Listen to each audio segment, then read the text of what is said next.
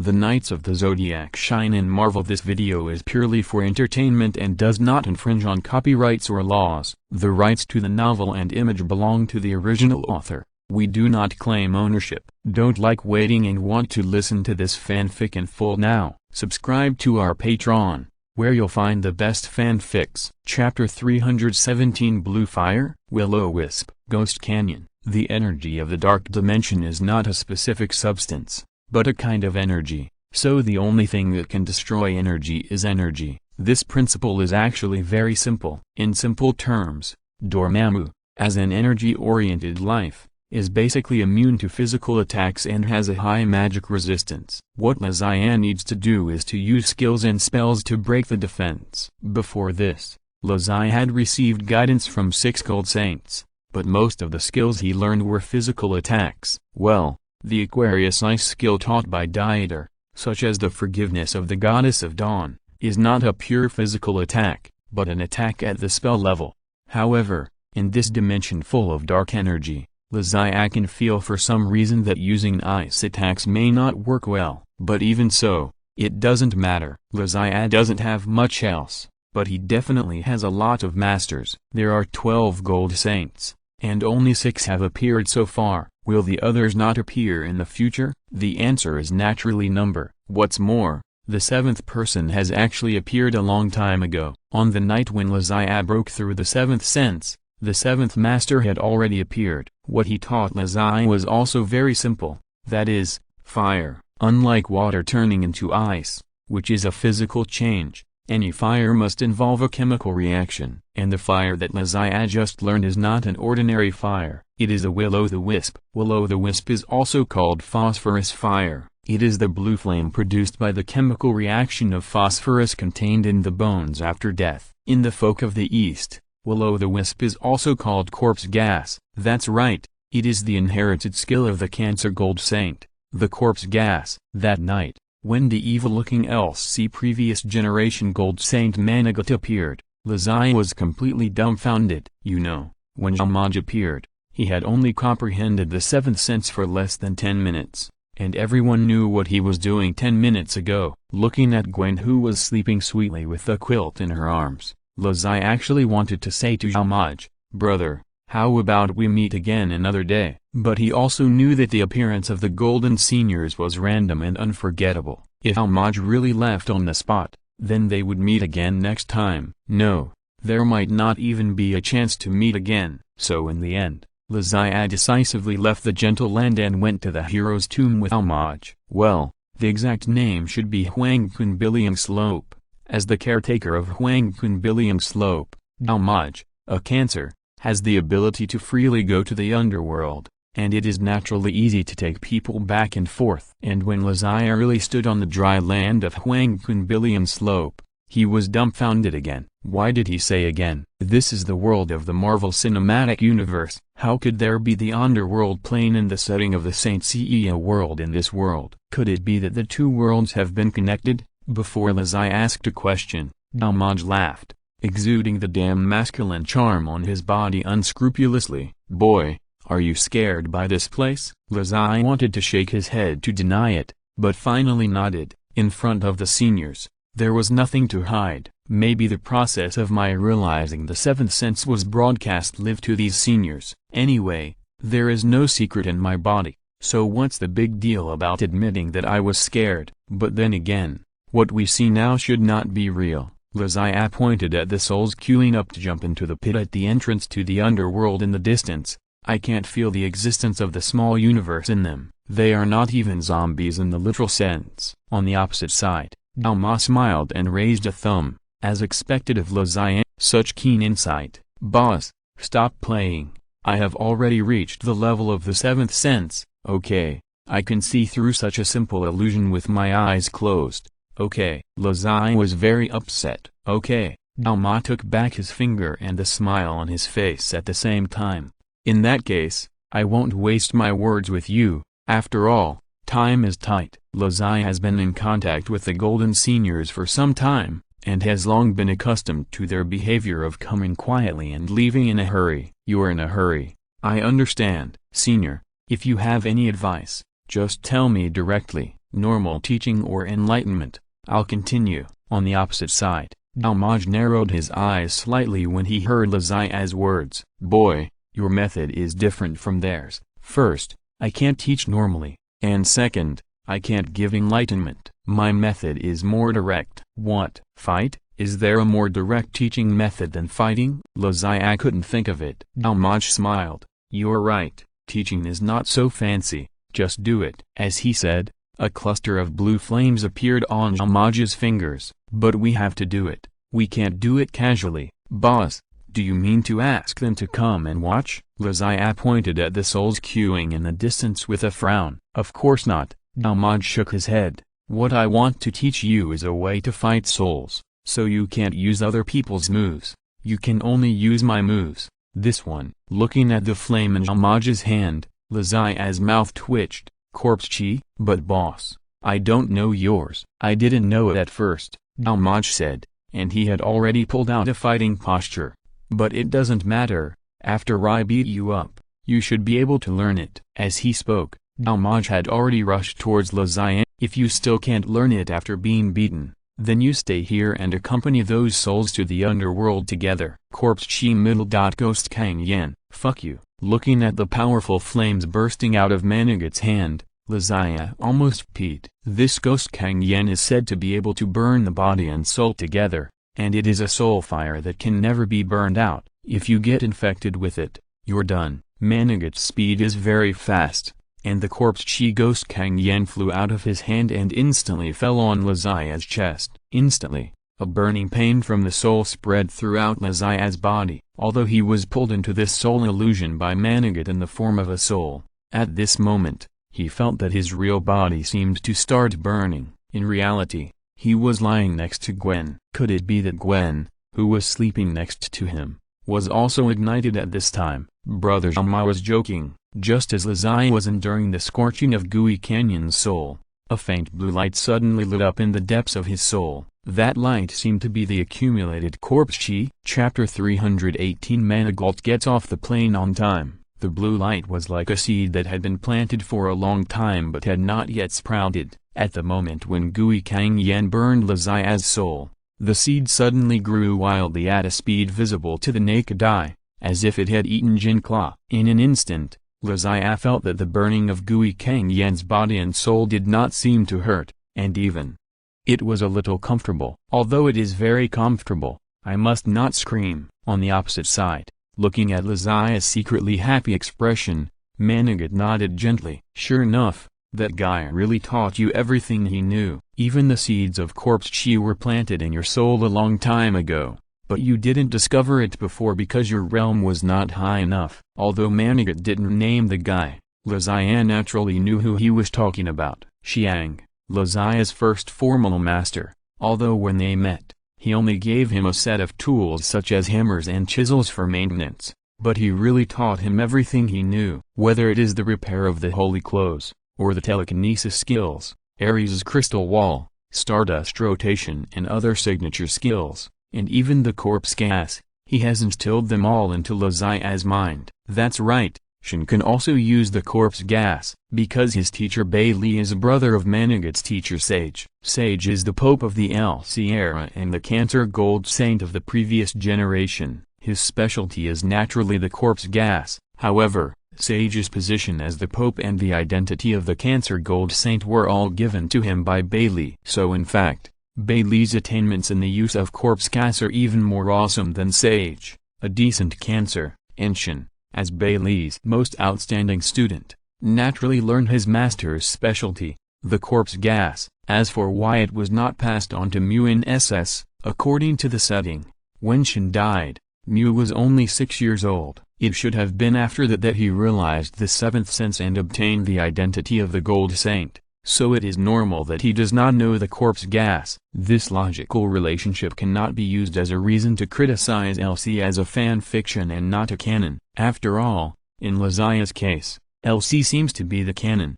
However, Mu is indeed a genius. Although he did not learn the corpse chi, after inheriting the Ares Gold Saint, he cultivated the telekinesis and Ares's professional skills to the extreme. On this basis, he even developed a more powerful original skill, Starlight extinction. Starlight extinction has the destructive power of stardust rotation and the ability to teleport to another dimension. It is up to Mu to throw people into another dimension to strangle or exile them. Well, okay, Lazai will not be able to use this original skill of Mu for the time being, but this is not the point. Let's talk about the corpse chi. As early as when he was teaching the Saint Cloth, Xian had planted the seeds of corpse chi in Lazai's soul, but at that time, Lazai's realm was too low, and learning too much into miscellaneous things would not be good for him, so this seed has been dormant, until Manigat appeared and attacked Lazai directly with the corpse gas. The seed sprouted,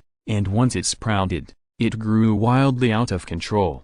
However, in a moment, Lazai understood the power and moves of the corpse gas. Whoosh! The ghost blue flame on his body instantly retreated like ice and snow melting, and finally gathered at the tip of Lazai's finger, turning into a faint blue flame. I didn't know that Master had taught me this thing a long time ago. Xiang is the only LC senior that Lazai has directly called Master. I don't know why, although the seniors of LC have come from afar and taught everything they know, only Xiang gave Lazai a different feeling, making him call him Master from the bottom of his heart. But Manigat in front of him did not show any strangeness. You call Xiang Master, but that's not the reason I want to beat you up. Yes, well, since you already know how to do it, I don't have anything to teach you anymore. Hearing Manigat's words, Lazai suddenly felt a little lonely. Teaching him seemed to be the mission of these LC seniors who appeared briefly, and now Maja's mission has been completed in advance by Master Xiang. Does that seem a little unfair to Maj? Before Lazai could speak, Manigat on the opposite side grinned again with his neat teeth bared.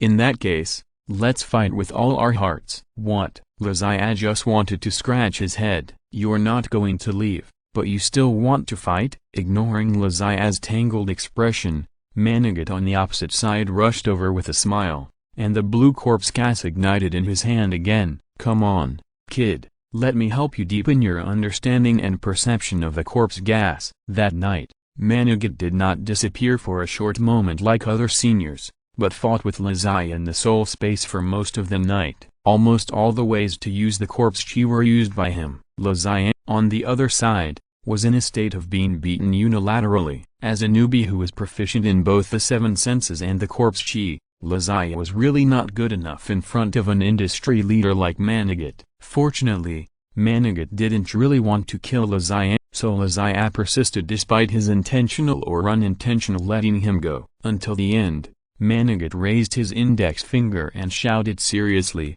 "Boy, watch out. The move I'm going to use next is the strongest move in the Corpse Chi series. This move consumes a lot of energy and has great destructive power. I don't know if my body can support me to release this skill, and I don't know if you can withstand the power of this skill, so you have to watch it carefully, because there may only be one chance like this." Seeing this, Lazai also retracted his hands and took a defensive posture. Although he was beaten all night and his body was full of wounds, he was very excited. Because it is different from the cancer that appeared in the original story, and the movie, the personality charm of Manigat in front of him is among the top 12 golds of the contemporary era. This is the only cancer who directly punches God. Come on, Dalmaj, let me see your coolest and strongest moves. I'm ready, Lazai shouted excitedly. Then, Manigat disappeared. Watching the illusion in front of him disappear and turn back into a messy room, Lazai realized that Dalmaj should have been forced to get off the plane because the time was up. Can you destroy my energy, Humphrey? You will never master it in your life, Dormammu shouted, pulling Lazai back to the battlefield of the Dark Dimension from his memory. Okay, then give it a try. Chapter 319.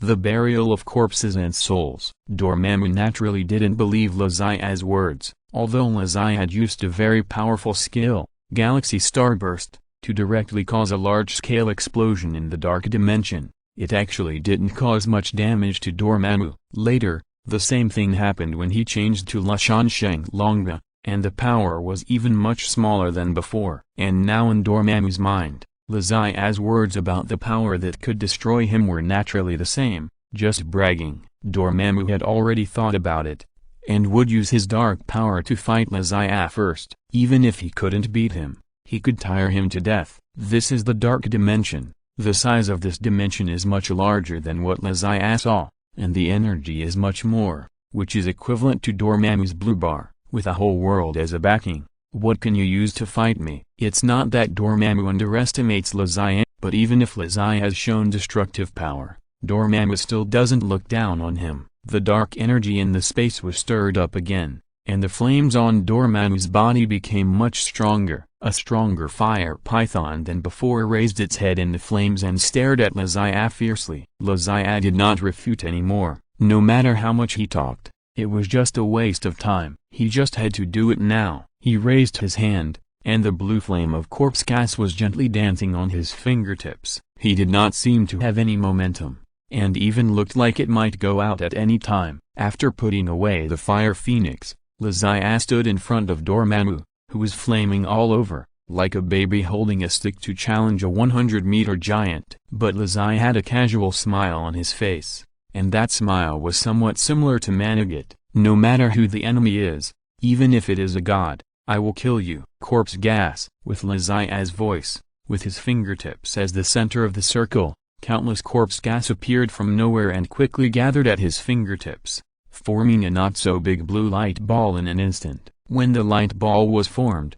Lazia did not stop and flashed out directly. Seeing Lazia start to attack, the fire python beside Dormammu instantly opened his mouth and pounced, biting Lazia. However, the speed at which the Gold Saint launched the attack was the speed of light, and a dark fire python could not keep up with Lazia's speed. Almost at the moment when Lazia rushed out, his body had already appeared in front of Dormammu's body. Face.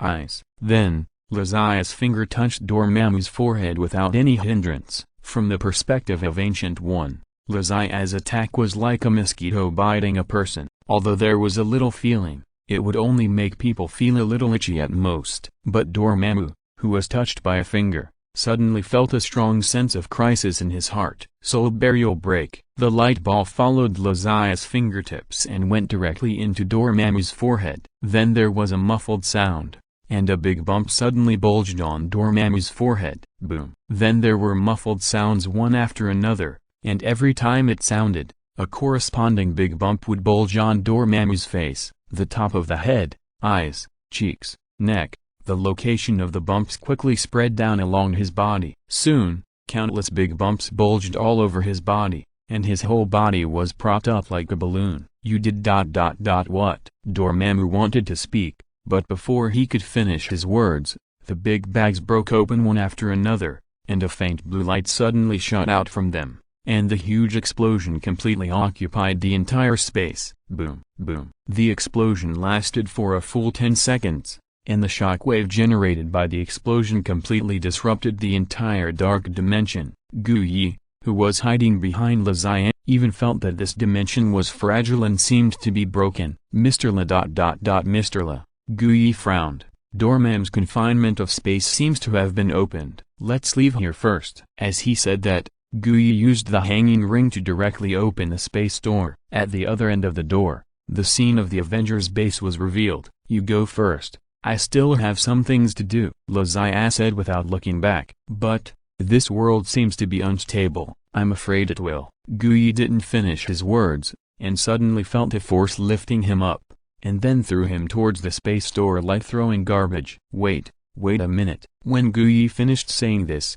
he had already arrived outside the space gate, and the space gate began to shrink and close rapidly. Wait a minute, Mr. La, how did you get out? Seeing the space gate completely closed and disappeared, Guyi was stunned for a moment, then suddenly raised her arm and began to draw circles in the space. No matter what, she still wanted to help Lazia. However, what surprised Guyi was that with her ability, she couldn't open the space gate to the dark dimension, and at the same time, she couldn't even feel the existence of the dark dimension. Why is this happening? Guyi put down her hand with a look of horror. In the distance, the Avengers were already running towards this side. In the dark dimension, Lazia was suspended in the air with her hands behind her back, smiling and admiring her masterpiece. The explosion caused by the corpse soul burial is much smaller than the effect of the galaxy star explosion, probably like the difference between the sea and a stone. However, the explosion as big as the sea only cleared the screen without causing much turbulence in the space.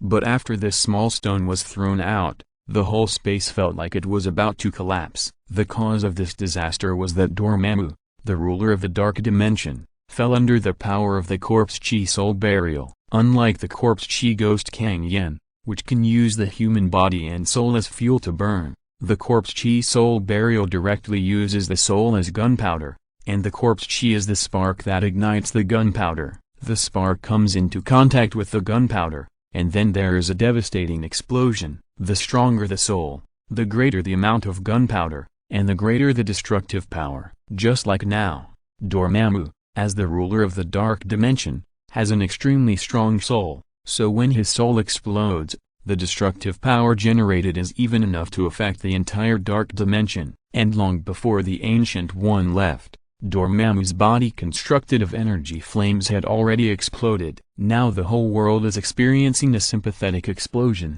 Explosions are everywhere, and no space is stable. In order to prevent the Ancient One from rushing in with the group of Avengers who are all muscle in their heads to die at this time, Zodiac directly blocked the space with the small universe, so the Ancient One over there could not find the door to come here. Speaking of which, it seems a pity that such a large dark dimension and so much dark energy just exploded like this. Looking at the explosion, Zodiac said with some regret, "Of course. It's a pity." A weak voice suddenly sounded in Zodiac's ears. Chapter 320. If you can't beat them, join them. Even after all this, Dormammu is still alive. This really surprised Zodiac. What was even more surprising was that Dormammu actually gave in. Quickly stop the explosion. I know you have a way. Dormammu's voice was very weak at this time, and he might be disconnected at any time. He had already assimilated with this world. When his soul exploded, this world would also explode at the same time. On the contrary, when the world exploded, he would also suffer the second wave of damage, which would explode again. It would not take long for this dimensional world to be destroyed after repeated explosions like this. You are right, I do have a way, but so what? Why should I stop? Zodiac smiled. Please, do you have any awareness of being a villain? You can't even beg for mercy. You want me to stop just by talking? You miss Daisy. Dormammu no longer spoke at the same speed as before, but quickly said, if you don't stop, this world will be over, and if this world is over, your world will definitely be affected. I will tear the space apart and fight you to the death. Dormammu didn't finish his words, and some green grid lines suddenly appeared on Zodiac's body. As soon as those grid lines appeared, they quickly enlarged and spread to the entire space. What is this? Well, it's called the alternate dimension, Zodiac explained. According to the practice of Saint Seiya, I still have to explain to you the function and principle of this move. In short, the function of this move is to close the portal from the dark dimension to the earth, and the principle is to use. Enough, I don't need to hear what you say about the principle. I'm not a fussy person, and I'm not interested in the principle of your move. Dormammu shouted a little crazy. I just want to know what you want to do to let me go. Hearing Dormammu's somewhat exasperated tone, Zodiac couldn't help laughing. Is this begging for mercy? But this tone doesn't sound like submission, but rather sounds like an order. I'm sorry, I can't accept this order. No, this is not an order, but a request.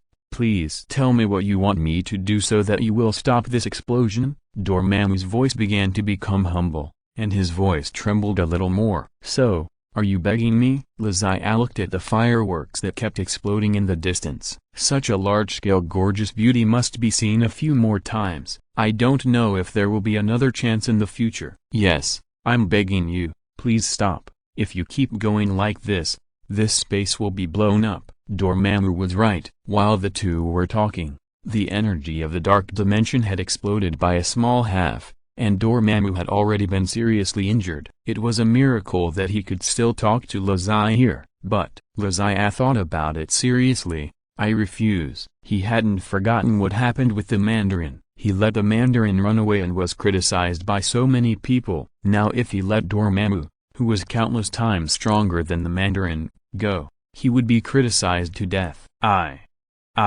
Dormammu was also anxious. and finally seemed to have made up his mind and said loudly, "I can sign a magic contract with you and become your servant." Hearing Dormammu's words, Lozaya finally raised his hand. "You begged me for this." At the Avengers base, a group of Avengers saw Ancient One coming out of the space gate, and the door behind him was closed directly. There was no sign of Lozaya, and they immediately became anxious. "Who are you? Where is Zion?" Thor rushed to Ancient One first. He and Lozaya had established a deep friendship when they fought side by side in Asgard. At this time, he held the hammer nervously, and there was even lightning running on the hammer. "Ancient One, a magician, right?" Tony also rushed over in a tattered iron suit, with his hands spread out to face Ancient One. "I think we need an explanation." "What explanation?" "She must have lost the teacher." "I want to avenge the teacher." Wanda, who was chasing behind, was red-eyed. Her hands turned into chicken claws, and her arms began to dance like cramps. A boulder weighing several tons, pulled by magic, suddenly smashed towards Ancient One. "Wait a minute." Ancient One quickly raised two magic circles with both hands, supported the boulder and threw it to the side. "Calm down first. It's not what you think." "You mean, you didn't lose Zion, but killed her?" Dangerous lightning began to flash in Thor's eyes. "Everyone calm down. Don't act trashly before you figure out the situation. We must have confidence in Zion." In the headset, Captain America loudly comforted everyone's emotions, trying to calm them down. But in the current situation, all the Avengers present could not calm down. They only knew that this Ancient One came uninvited, said a bunch of unclear words to Lozaya, and then the two of them started fighting, and they disappeared after fighting. When the two disappeared together, everyone was already very angry, but they didn't know where to find people. The frustration of not being able to help made them very annoyed. And now, this culprit actually appeared alone. So where did the disappeared Lozaya go? Is it really like what Thor said? Impossible. How could such a strong Lozaya die? This bald woman must have played some tricks. "Humphrey, no matter what tricks you play, I will catch you first, and then listen to your explanation slowly." So, with such thoughts in mind, everyone joined the crusade against Ancient One as if they heard an attack order in the voice of Captain America. Ancient One was instantly in a bitter battle. "It's okay for these people, one or two. Even if the strongest Thor and Vision join forces, she can still deal with it. But if everyone comes together, her small body will be unable to bear it instantly." Fortunately, the two magic circles in her hands not only have high magic resistance, but also physical resistance, so she can still hold on for a while under the attacks of several energy warriors and giant monsters like Hulk. But it was only for a while. According to this situation, her defeat was only a matter of time. As the Supreme Sorcerer, Guyi knew that she would have to come into contact with the Avengers sooner or later, but she did not expect it to be in this way. If she was really knocked down and arrested, it would be a huge loss of face, and even her magician camp would probably become a joke. Just when Guyi felt that she was about to collapse, a familiar voice suddenly came from beside her. "Do you need help?" At the same time, Guyi found that what he was most worried about had happened. The dark forces invaded the main plane of the Earth. Chapter 321 Gobi Specialties. Because she had absorbed the power of darkness, Ancient One was very sensitive to it. At this moment, she clearly felt that the power of the dark dimension had passed through the space barrier and came to the main plane of the Earth. Her heart instantly became nervous, and she felt as if the sweat pores on her back or being pricked by ice needles. This feeling of danger was even stronger than when she was surrounded by 5 or 6 Avengers at the same time. However, the voice just now made her nervous heart a little confused. "Zion, are you okay?" Before Ancient One turned his head, the Avengers had already discovered the appearance of Lozaya and stopped attacking. Children like Wanda jumped directly into Lozaya's arms without any reserve. "Teacher, are you okay?" Wanda coiled around Lozaya and checked his physical condition in a panic.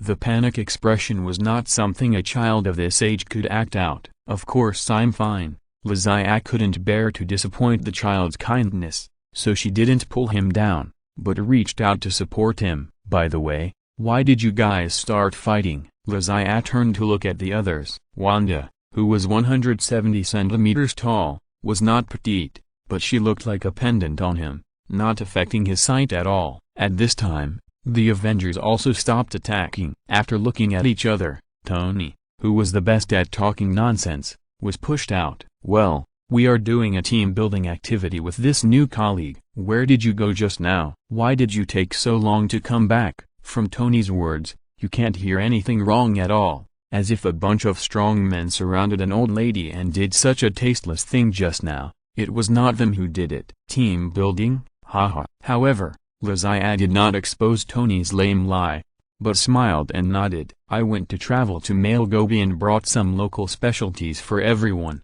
Lizzie said, stretching out his free hand and showing a rope in his hand. "Rope? Of course, the local specialty is not a rope, but a husky tied to the other end of the rope." At this time, the husky was staring at every Avenger present with a pair of dog eyes. Woof. Shouldn't the local specialty of Malgobi be the grass mud horse? How could it be such a thing? Tony has been in contact with Lizzie for a long time, and he knows a lot about many new things in China, and his ability to accept is relatively strong. In this regard, it can be said that he is second only to Parker, who has not been seen for a long time. Speaking of Parker, Lizzie suddenly missed him a little. The two of them were good friends who could talk for a long time even about the unpopular movie Kung Fu. The North American box office of Kung Fu was only 17 million, and it was a Chinese film, so it was naturally unpopular here. Lizzie shook his head with some regret at this time. I explained this to him,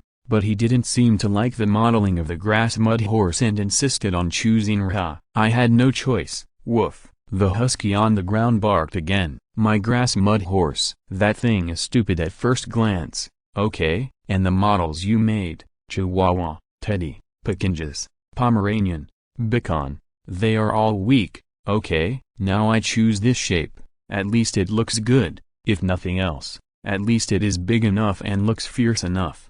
Dormammu, who turned into a husky, complained madly in his heart, but unfortunately he couldn't make a human voice, and his voice changed as soon as he spoke. "Woof, woof, woof." That's right, the husky tied to the dog on the ground is the incarnation of Dormammu.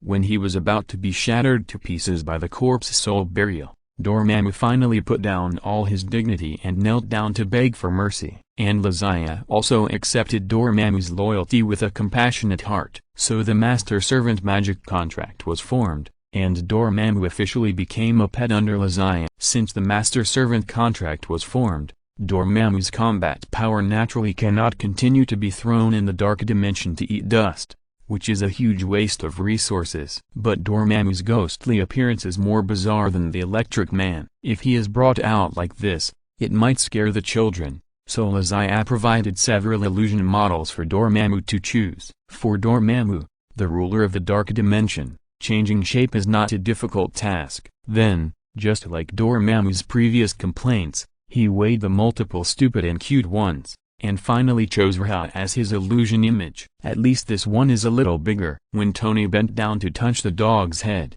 the Ancient One behind him suddenly had an alarm bell in his heart. Although Lizzie said it casually, she felt the familiar dark breath on the husky, and that kind of oppressive feeling is definitely not comparable to any dark creature. That dog, could it be? This is Dormammu. Come, Leodo, say hello to everyone. Lizzie smiled and threw the dog leash to Hulk, who was standing aside and wanted to reach out but was afraid of accidentally crushing the dog's head. I think you two might get along well. Take him for a few laps when you have nothing to do. Just walk around and don't worry about breaking it. After taking the dog leash, Hulk was stunned for a moment, then seemed to understand something, and the corner of his mouth curled up to reveal a wicked smile. Seeing this smile, Dormammu, the husky, couldn't help but shudder. At the same time, Ancient One also shuddered, and she felt unwell all over. Ahem, that, Mr. Lizzie. Ancient One cleared his throat,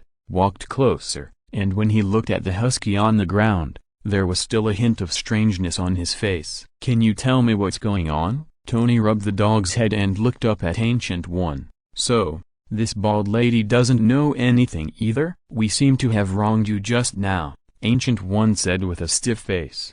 It's okay, just team building. Lizzie glanced at the dog leash in Hulk's hand, and said to Ancient One regretfully, Master Ancient One, I'm sorry, this husky has found a dog walker. If you are interested, could you consider cleaning up its poop? I'm not applying for the job of poop cleaner, I want to walk.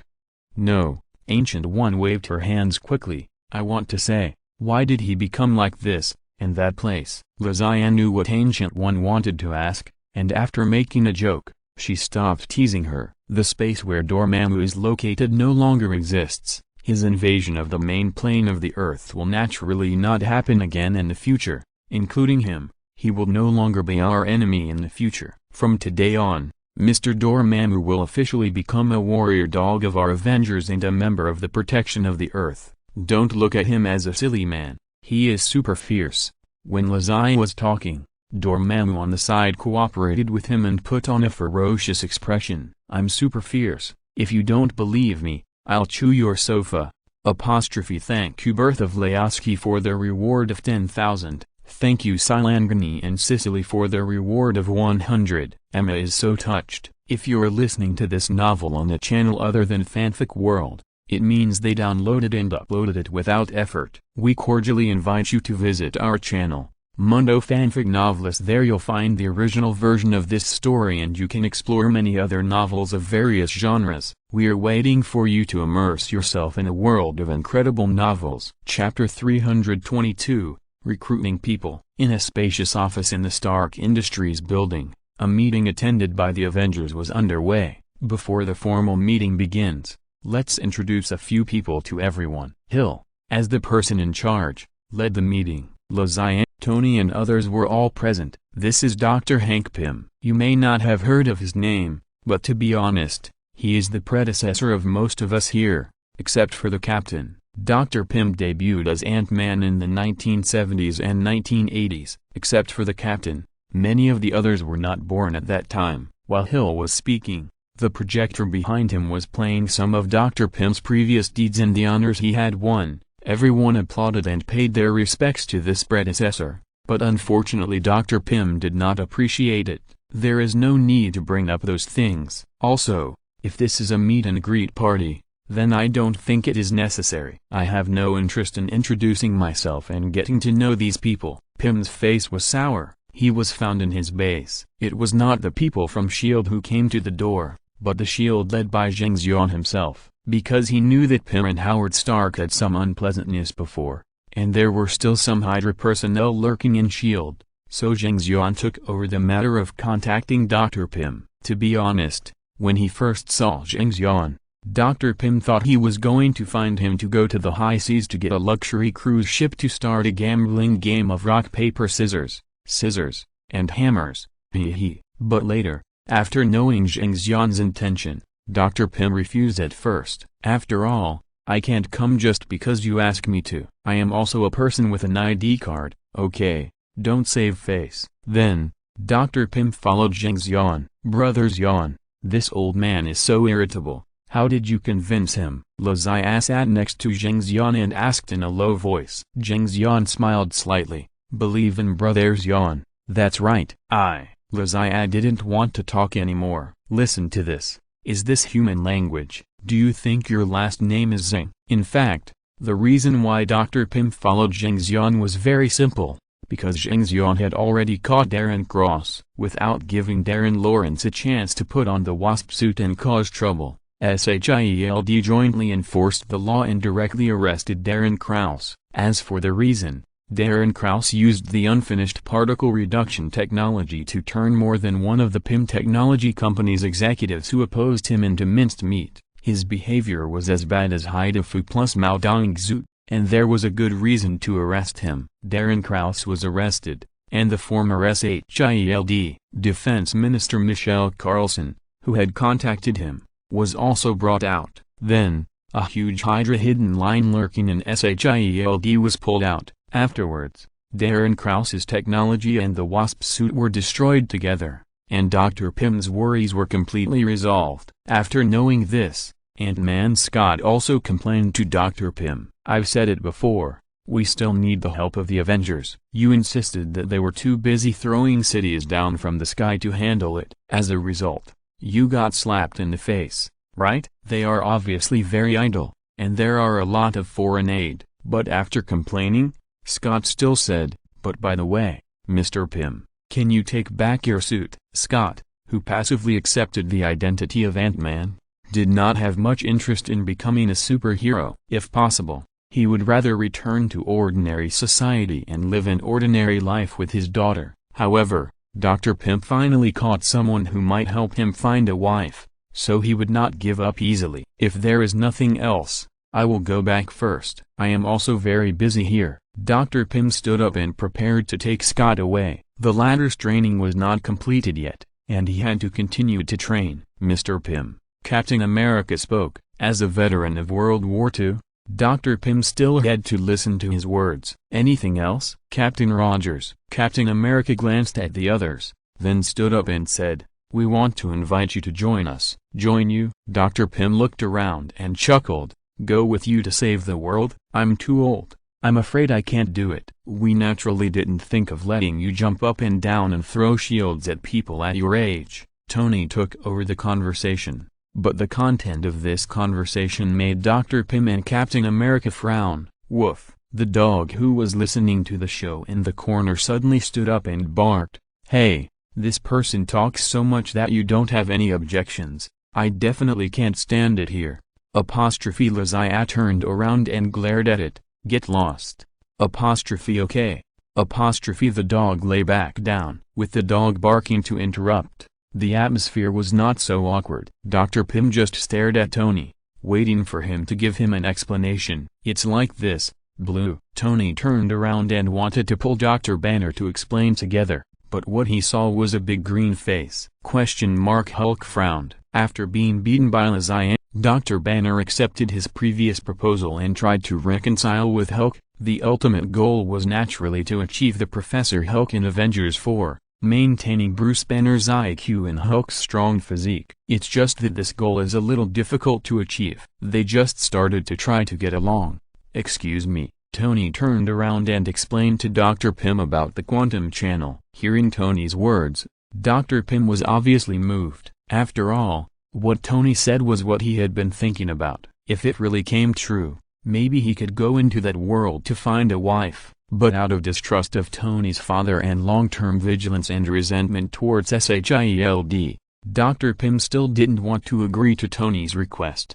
However, if he really left here, Dr. Pym didn't know if he could find better conditions to study the quantum field. It's not even certain whether his body can continue to persist until the research is completed. So after weighing the pros and cons, Dr. Pym sat back down. The other party was stronger and more powerful than he had imagined. He hoped that they were not lying. After seeing Dr. Pym sitting down, Zheng Xian suddenly whispered in Lazia's ear, "It's done. Your strike freedom has been completed. I was worried that it would be inconvenient for you to carry it. Now there is no trouble." Lazia's eyes lit up instantly. Chapter 323, Assault, Freedom. A real man should drive a Gundam. This has been the eternal romance of men since the advent of Gundam in the 1970s. Gundam stands tall on the earth. Whenever this title appears, a large number of boys are excited. Although Lazia has become a powerful Saint Seiya, this does not affect his love for Gundam at all, especially in this world. When the scientists in Zheng Xian's hands used the appearance technology to break through the technical barriers of materials, power and energy, and truly turn Gundam from a model into reality, Lazia proposed the idea of customizing a Gundam. Then, the scientists of S.H.I.E.L.D. ignored the risks of optimal configuration of combat power and reduced balance, and designed this strike freedom for him with the determination to die as much as possible. In addition to inheriting the blue, white, black and gold color combination of the original work, this Gundam retains the mobile wing like an angel's wing, and has changed from the original 4 pairs to 6 pairs, and can further open the beam wing mode, which is not only more practical but also very handsome. The mobile wing is equipped with a Super Dragoon system, which is a laser weapon that can be separated from the main body and can launch concentrated fire attacks or disperse designs on the enemy from different angles. In terms of weapons, it is also equipped with many weapon modules. There are multifunctional high-energy beam rifles that can be used for long-range sniping and close combat assaults, beam sabers and beam shields for close combat, and even specially designed high-hardness alloy spears to match Lazia's habits. In addition, there are a variety of external large-scale anti-ship and star-destroying energy weapons, and these external weapons are even larger than the body itself. With such a set of configurations, if this Gundam wants to take all the equipment out, it must at least be equipped with a spaceship larger than the space carrier as a carrier, otherwise it will not fit at all. And these have become problems that scientists cannot solve. How can we take these equipment out more conveniently and completely? With Dr. Pym's compromise, these problems were solved. No matter how many configurations there are, it is nothing more than a few more pendants. Although, with Lazia's current ability, these things not only do not help him,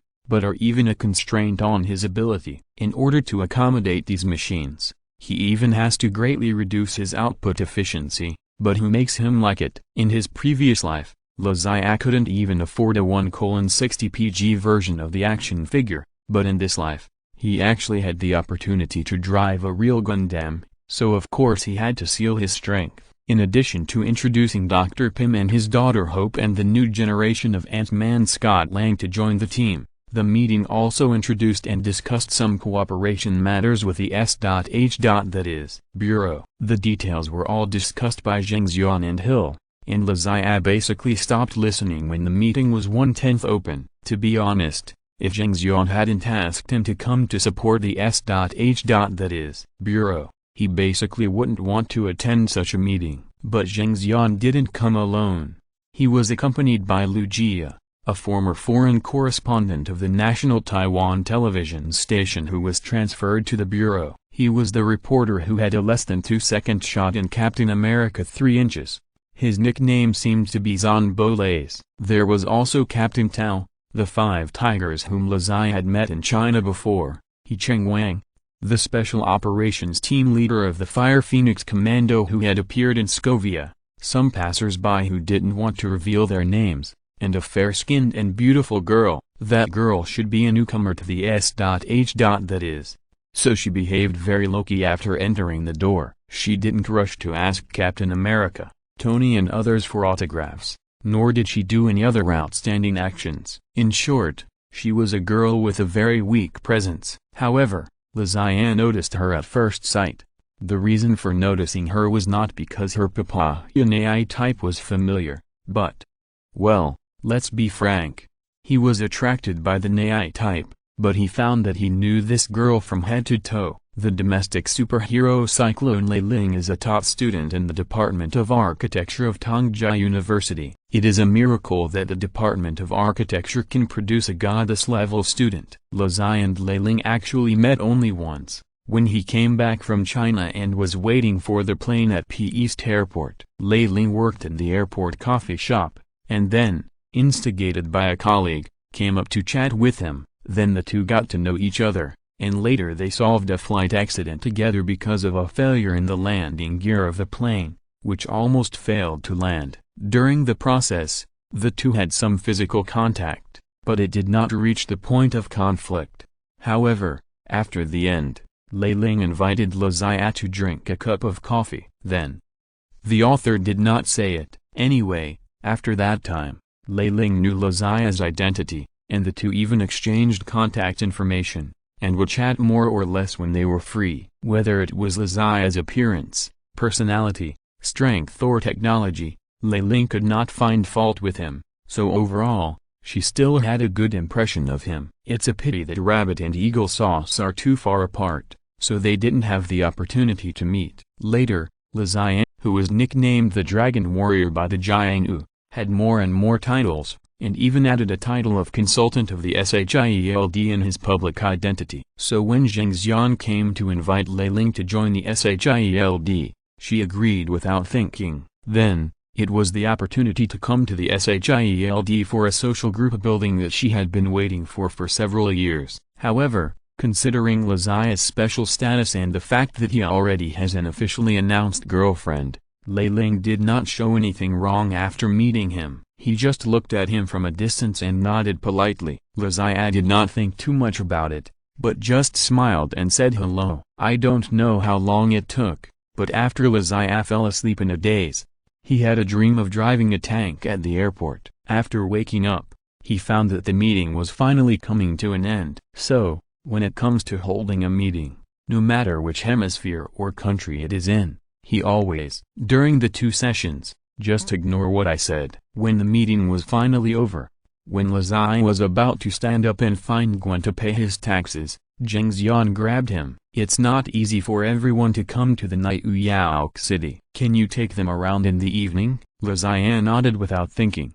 It's my duty. Zheng Xian went to attend the official social activities first, and the rest of the brothers were left to Lazai. Everyone present was familiar with Lazai, so there was no need to exchange pleasantries. Instead, they asked directly, "Is there any place you want to go? If not, get in the car. I'll drive straight away." Captain Tao scratched his head. Lu Jia smiled and said nothing, but Lao He had his own ideas. "I've heard them say that Eagle Country has its own way of doing things. I want to see how unique and how well organized it is." Chapter 324 Parker returns. A month has passed since Lazai's one-day trip to the Dark Dimension. During this month, Lazai and his expeditionary forces did not rush to Asgard, but continued to prepare for war on Earth. In addition to the fact that Tony needed some time to build a new iron suit, it was mainly because Odin said that he could hold on for a while. The old man is so old, he must be very proud,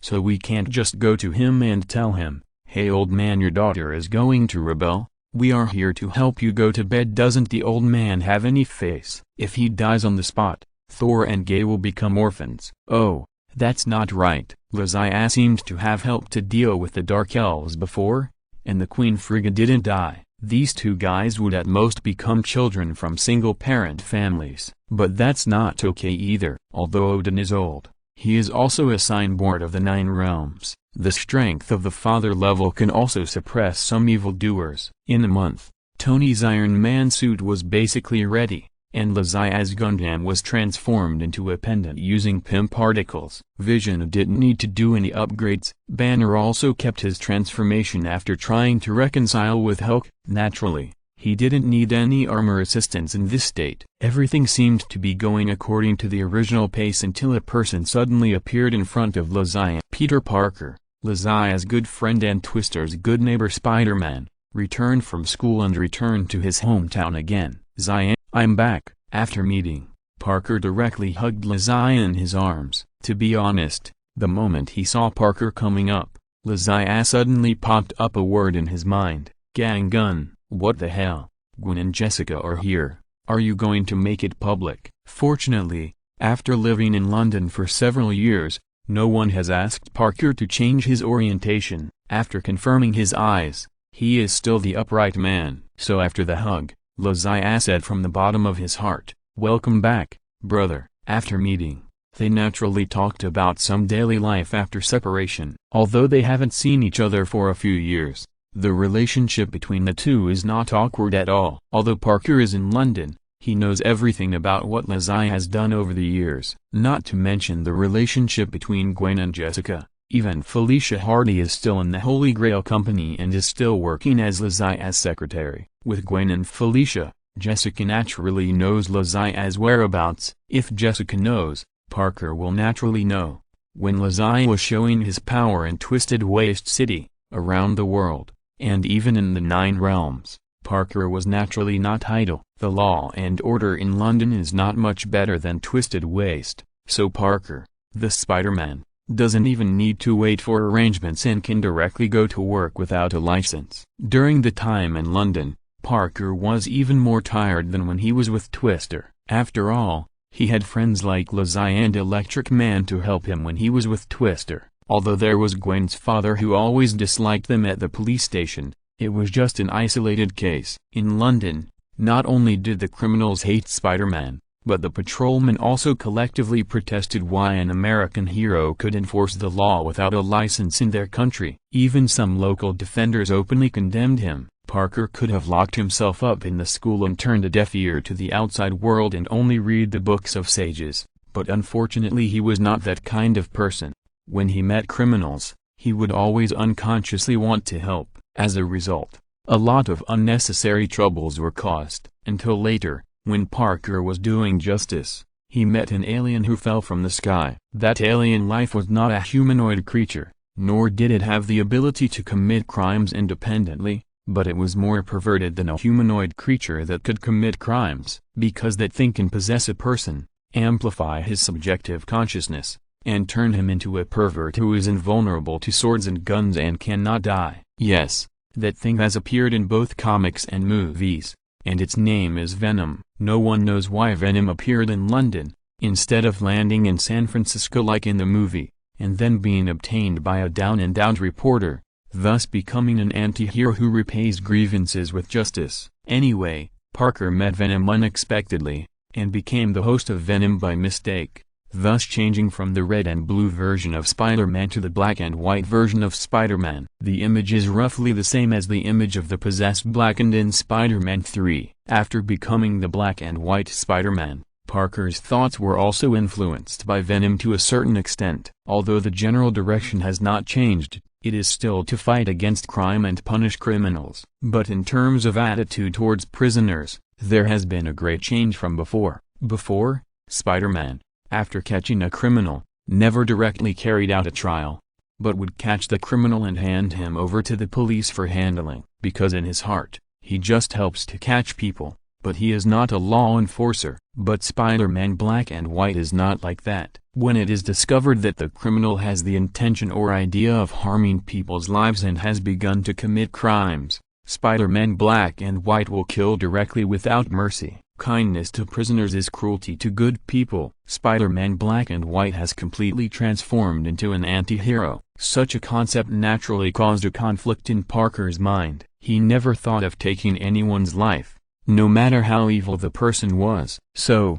Parker had a quarrel with the Venom consciousness attached to him and asked it to leave him. But Venom not only did not leave, but would secretly control Parker's body while Parker was asleep to continue to go out and do things. This not only made Parker painful, but also made Jessica suffer countless scares. Who can't stand it when the person next to him suddenly gets up and sleepwalks and draws a scary smoky ghost mask while sleeping at night? It's okay once or twice, but after many times, Jessica directly suffered a nervous breakdown. Fortunately, their study time was up, so they did not attend the graduation ceremony and hurriedly flew back to Twister. So, I came back this time to ask for your help. In this situation, Parker really didn't know what to do, so he could only come back to ask Zodiac for help, because in his eyes, perhaps only Zodiac could help him. Zodiac didn't expect that Parker would have such an adventure after leaving Twister, the center of the Marvel Cinematic Universe, and immediately asked him to call Venom out with great interest. Come on, come out and show yourself, little darling. Chapter 325. Venom doesn't want to talk to you, and, after not seeing each other for so long, Zodiac originally thought that Parker would bring back a few little spiders when he returned from London. After all, in Western countries, getting pregnant before marriage is a common practice, and it is common to bring children to weddings, so it is nothing. But he never thought that Parker would bring back such a thing. A tall body, a greasy appearance, a pair of white eyes like scimitars, and dense sharp teeth like the abyss, plus a slender long tongue that can reach the stomach in one step. The appearance of this Venom gave Zodiac a great shock as soon as it appeared. That's right, after the Venom in Parker's body was called out, he did not turn into the black and white Spider-Man in Spider-Man 3 inches, but seemed to be stimulated by something and directly transformed into the form of Venom Warrior. The modeling is exactly the same as the Venom in the Deadly Guardian. Roar! Venom, who was half squatting in front of Zodiac but was still half a head taller than him, shouted at him unbearably, then licked his face with his big tongue and put on a hungry expression. So, Zodiac turned to look at Jessica. You sleep with this thing every day? Jessica nodded blankly, and the head of Venom in front of her suddenly opened halfway, revealing half of Parker's face. The look was inexplicably similar to the feeling of Iron Man taking off his mask. Actually, it wasn't like this before. This is the first time I've seen this look. They seem very excited, Parker said uncertainly.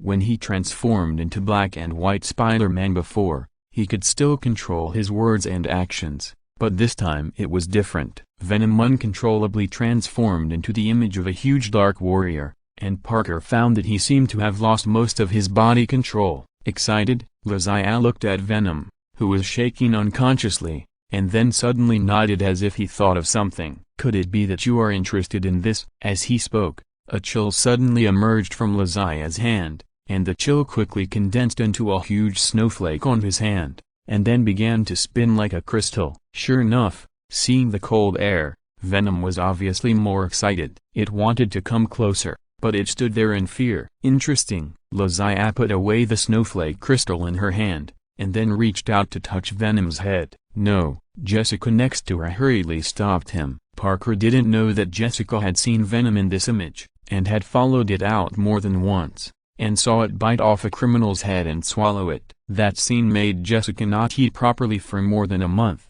and she wanted to vomit when she saw meat. Parker thought he was going to be a father and was excited for a long time. However, Lazia ignored Jessica's stop, and waved her big hand and pressed it directly on Venom's forehead. "Be good. Don't move. Relax." Venom, who had a ferocious expression and was ready to move, suddenly calmed down. Jessica was surprised and happy. She was surprised that Lazia actually conquered the monster. She was happy that Lazia was indeed Parker's first and last paradise. It was indeed a wise decision to skip the graduation ceremony and return to Twister. Over there, in a realm that Jessica could not perceive, Lazia had already talked to Venom, at the level of microcosm. Microcosm is really a panacea. Not only can it make calls remotely through telepathic dialing, but Lazia can also communicate directly with any object that has microcosm and intelligence. Moreover, this kind of communication is a direct communication of soul consciousness,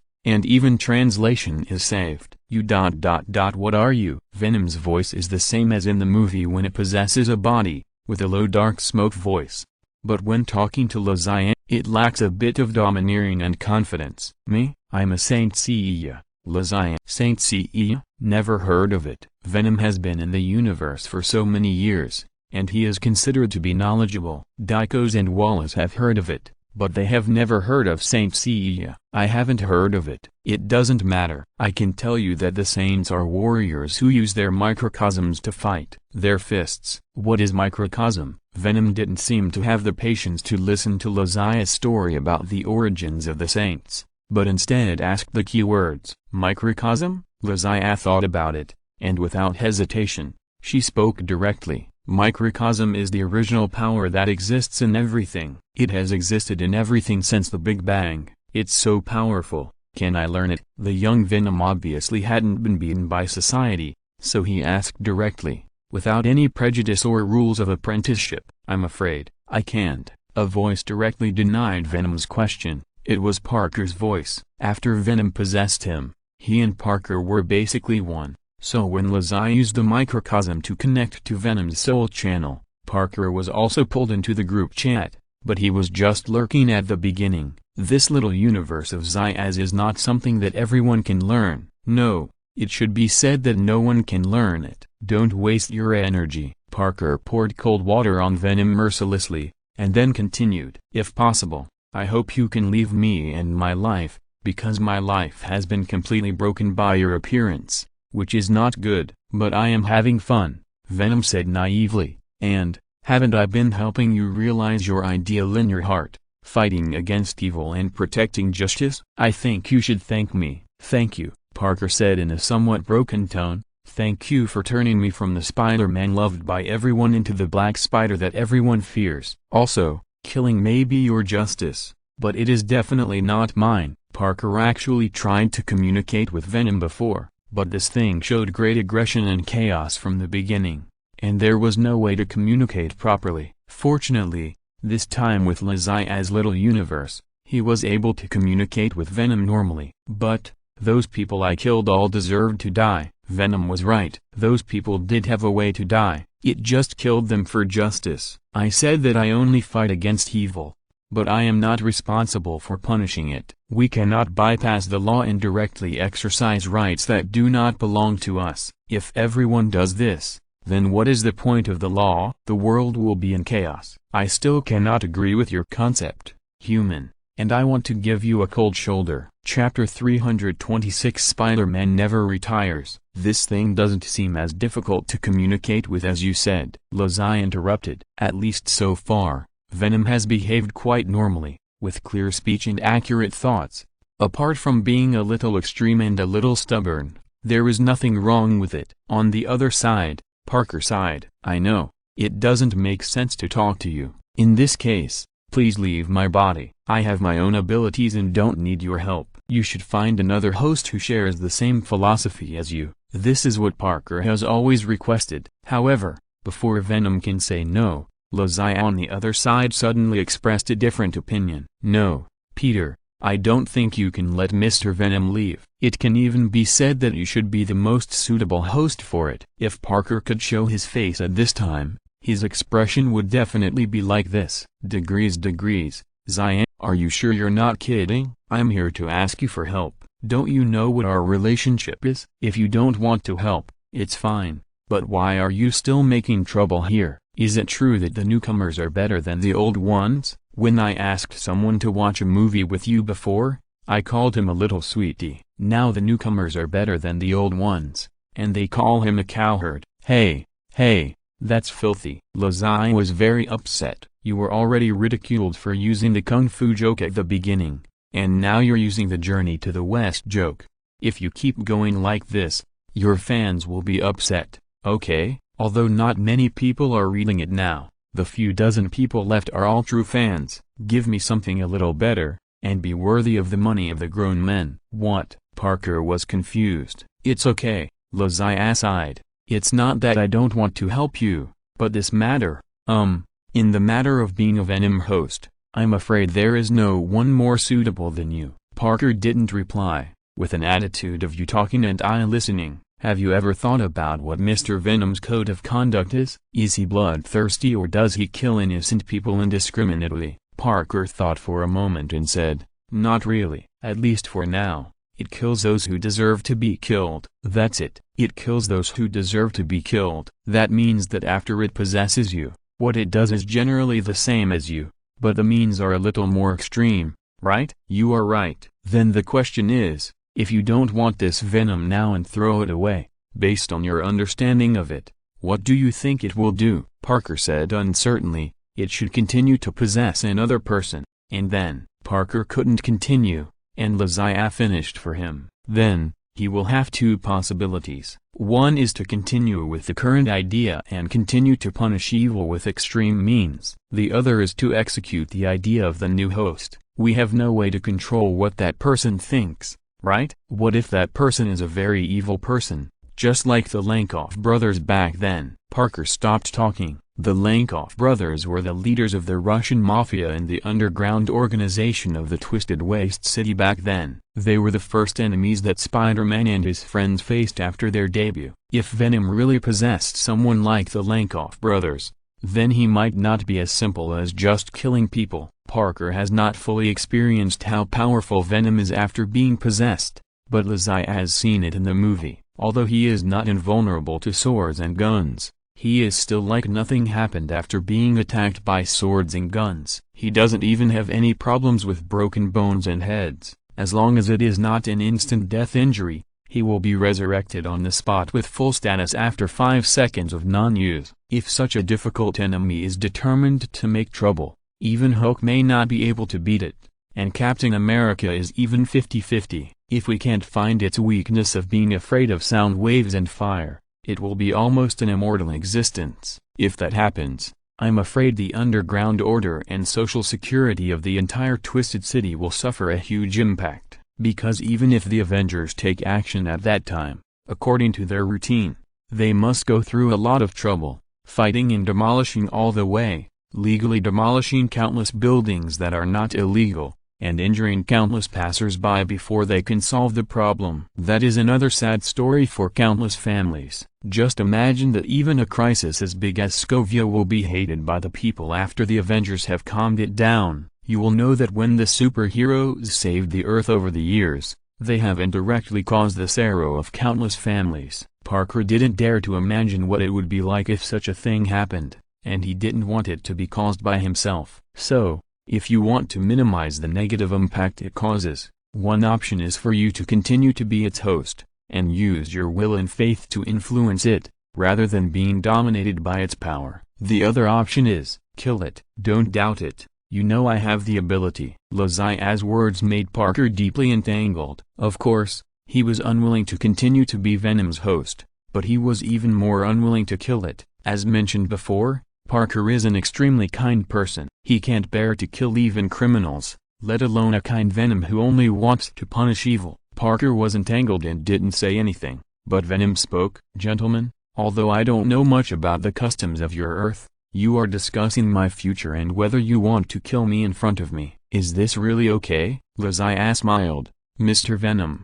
you don't know about the Saint Seiya, but I happen to know something about you. I also have some experience in how to get you out of my brother's body and how to purify you. Are you interested in communicating with me? Not interested at all, sir. I will quietly wait for your answer. Venom instantly chose to follow his heart. It came from the universe and had seen many magical creatures and powers before. Although it had never seen the power of the small universe in Lazia, it could feel that it was very advanced, and it had a little awe of Lazia. So when Lazia said that he had mastered its weakness, it did not have the slightest doubt or resistance, because its intuition told it that doubt and resistance would definitely end up worse than now. Don't doubt why a pool of alien black mud has intuition. Not only does it have it, but it is also very accurate. Since it can feel the power of the small universe in Lazia, it should not be difficult to do this. Parker didn't let Venom wait too long, and soon gave the answer. So,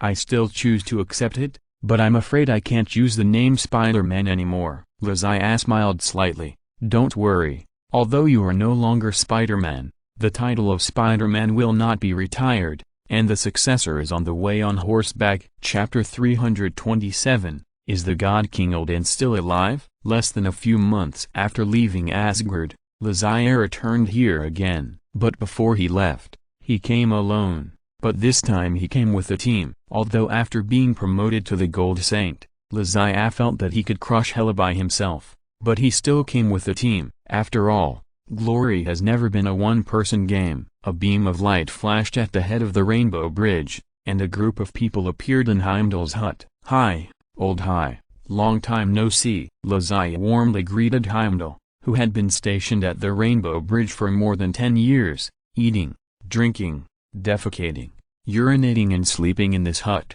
and who seemed to have not even had a child for so many years. Heimdall responded with a disdainful but polite smile. Welcome to Asgard, friends of the Earth. Behind Lazia, Iron Man Tony Stark is an old friend. Hulk and Vision, two abnormal humans, are here for the first time. After greeting, they look around curiously, and behind everyone, there is also a figure that is not planned. My friend, you seem a little not quite right. Heimdall looked at the figure and said. Behind the crowd, Parker was trying to calm down the venom in his body, and when he heard Heimdall's voice, he raised his head. Hi, Mr. Heimdall, I'm fine. After deciding to sacrifice himself to influence Venom and immediately resigning from the position of Spider-Man, Parker followed Lazia to Asgard. Parker, who was possessed by Venom, was naturally not a normal person. In order to prevent Venom from continuing to cause trouble in Twister City before they reconciled,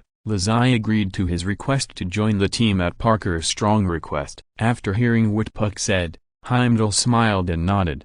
Well, as long as you are happy, and my last name is not High. Old High. Lazia hooked Heimdall's neck familiarly. To be honest, haven't you considered the previous proposal? Your suit of armor really should be equipped with wings, otherwise the mobility is too poor. Heimdall smiled slightly. I said it before, I can fly without those fancy wings. And my last name is not High. While the two were talking, Thor and Loki had already left the house and walked towards Asgard. Lazia laughed and followed with others. Before leaving the room, Vision nodded to Heimdall very seriously. Thank you, and goodbye, Mr. High.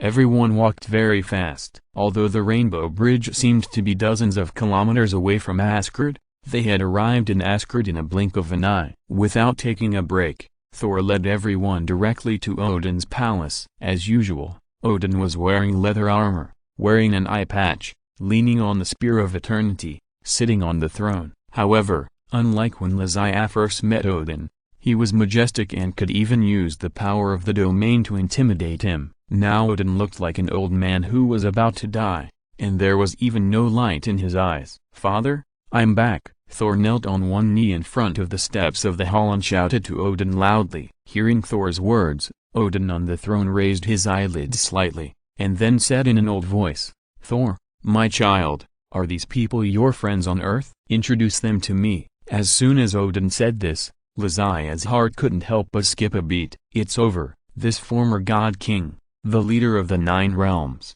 is probably really not going to be able to do it. Although he is an Asgardian god and his life is much longer than that of Earthlings, Odin still came to the end of his life. After all, this is the fate that all life, even planets and even the universe cannot escape. Lizaya still remembered that when they first met, Odin's real body had not even descended on Earth, but the mere presence of a projection had already created an almost irresistible pressure on Lizaya. At that time, Odin could really be described as an old man in good shape, and now, even Lizaya, who had just become a bronze saint, could easily defeat Odin, because Odin's power was running out. The powerful Odin power that he was most proud of was almost invisible, but Lizaya also knew that those powers should not have dissipated, but were used by him in another place.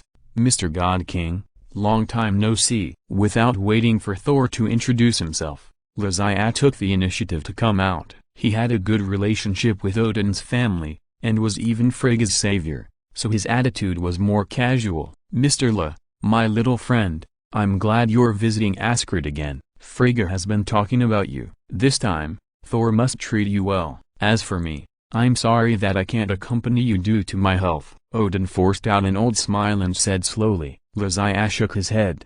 "Mr. God King, you should know that we are not here to visit, but, little friend La, let Thor arrange your itinerary. I'm a little tired." What Lizaya didn't expect was that Odin interrupted him and asked them to leave without listening to what he said. In terms of words and expressions, Lizaya was very sure of one thing. Odin, I'm afraid, knew the purpose of their visit.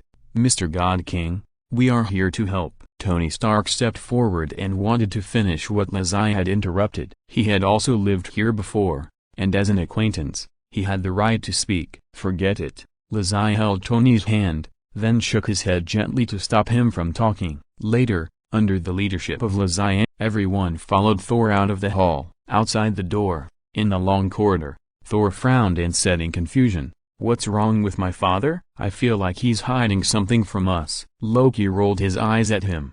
"Do you still need to guess, big-breasted brother? This must have something to do with our sister. You really should use some of the muscles in your brain to make room for your brain. Of course I know it's related to Hela. But why doesn't my father let us mention it?" Thor is not actually brainless. He is not like Loki said, unable to think of anything. Loki certainly doesn't think that he can't think of anything as Thor thought, but he just laughed at Thor. It has become his inherent skill, just like Lord Lee's apostrophe 100% bare-handed catching of blades. As long as the opponent makes a move, he will passively use it. "Maybe it's something called fatherly love," Loki muttered with disdain. "No," Lizaya shook his head. "I have a bolder idea." Chapter 328. Children are the apple of their mother's eye. Could it be that Odin is actually dead? Lizaya's idea is bold enough, and saying it out loud might cause Thor to go berserk. But if you really analyze it, you will know that his guess is not without any basis. Don't you see, in Thor 3, Odin himself is already dead, but he can still leave a trace of consciousness and illusion, telling Thor and his brother about Hela, and then dissipating between heaven and earth. Before his consciousness dissipated, Hela did not dare to cross the line, and only appeared in a fake way after confirming that Odin was dead. From this point, two problems can be seen. One is that even if Odin is dead, he is not really dead, and the existence of his consciousness is still an important means of maintaining stability in the 9 realms. The second is that Hela really can't beat Odin at his peak. According to Lizaya's guess, in this Marvel Cinematic Universe world, Odin's ability at his peak may not be as good as that of a mid to upper level Silver Saint. Based on the traditional virtue of respecting the old and loving the young, if Odin is promoted by one level, he will be close to the level of the Gold Saint, and Hela will be at the level of the middle of the Silver Saint. In this comparison, Hela is naturally not Lizia's opponent at this time, although in the comics, there are many cases of Gold Saints turning over in battles with Bronze Saints, but that was because they encountered the goddesses cheating, which was force majeure. The strength of Hela in this world is definitely not that difficult to deal with. The only troublesome thing is that Hela's HP is bound to the entire Asgard. This is more tricky, because Lizia has a not-so-good guess in her heart, that is, I don't know whether this binding is one-way or two-way. If it is one-way, it's okay. At worst, beat Hela up, not to kill her, but beat her up. But if it is two-way, beating Hela, the HP of the entire Asgard will also drop.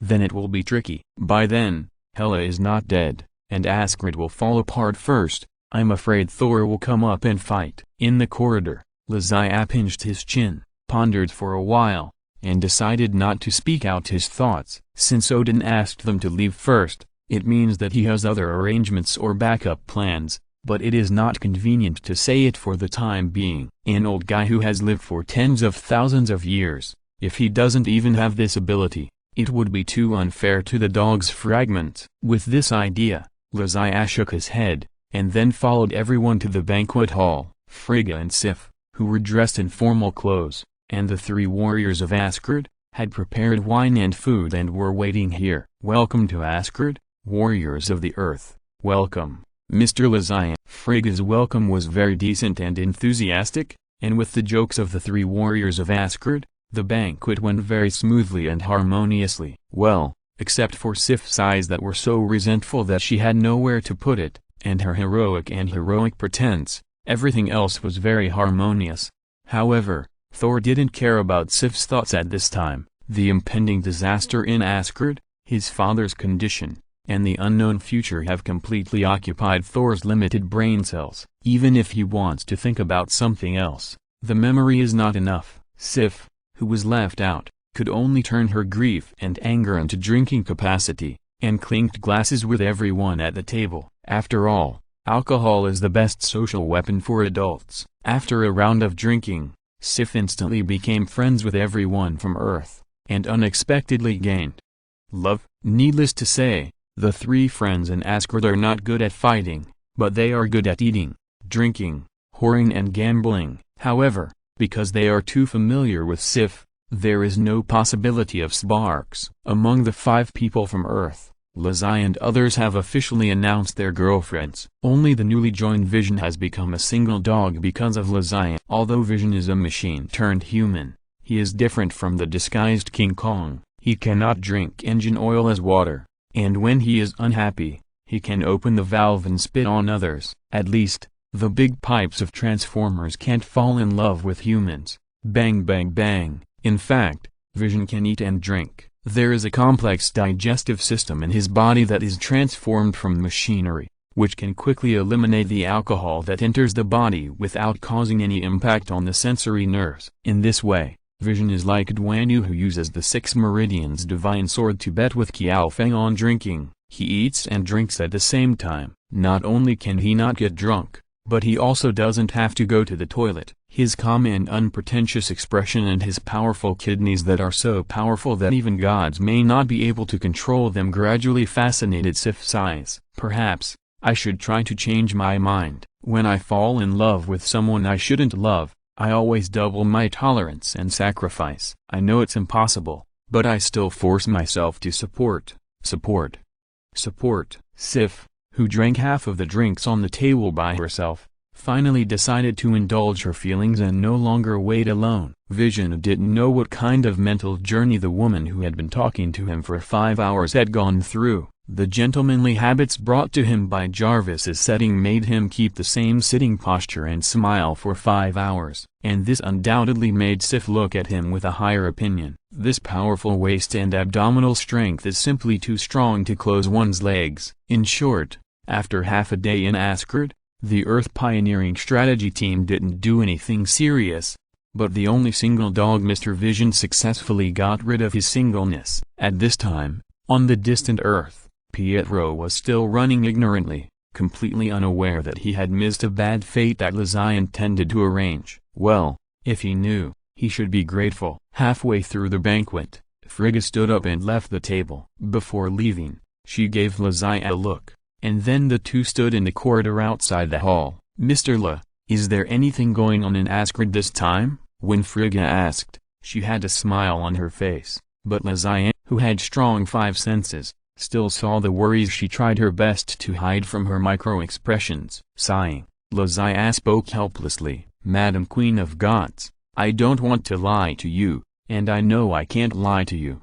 I guess you already know that the reason we're here this time is because of your child." Frigga's expression suddenly fell, and in front of her savior Lizzie, she no longer concealed her vulnerability. If it is possible, can you let her go?" The word "she" next to the word "woman" was tantamount to admitting that Frigga already fully understood the purpose of Lizzie and others' visit, and even thought of the ending. It's just that she couldn't accept this ending, no matter what, that she was her daughter after all. On the other side, Lizzie shook her head helplessly. "Queen of Gods, you should know that the ending does not depend on us. If you're listening to this novel on a channel other than Fanfic World, it means they downloaded and uploaded it without effort. We cordially invite you to visit our channel, Mundo Fanfic Novelist. There you'll find the original version of this story and you can explore many other novels of various genres. We're waiting for you to immerse yourself in a world of incredible novels. Chapter 329 God King Odin,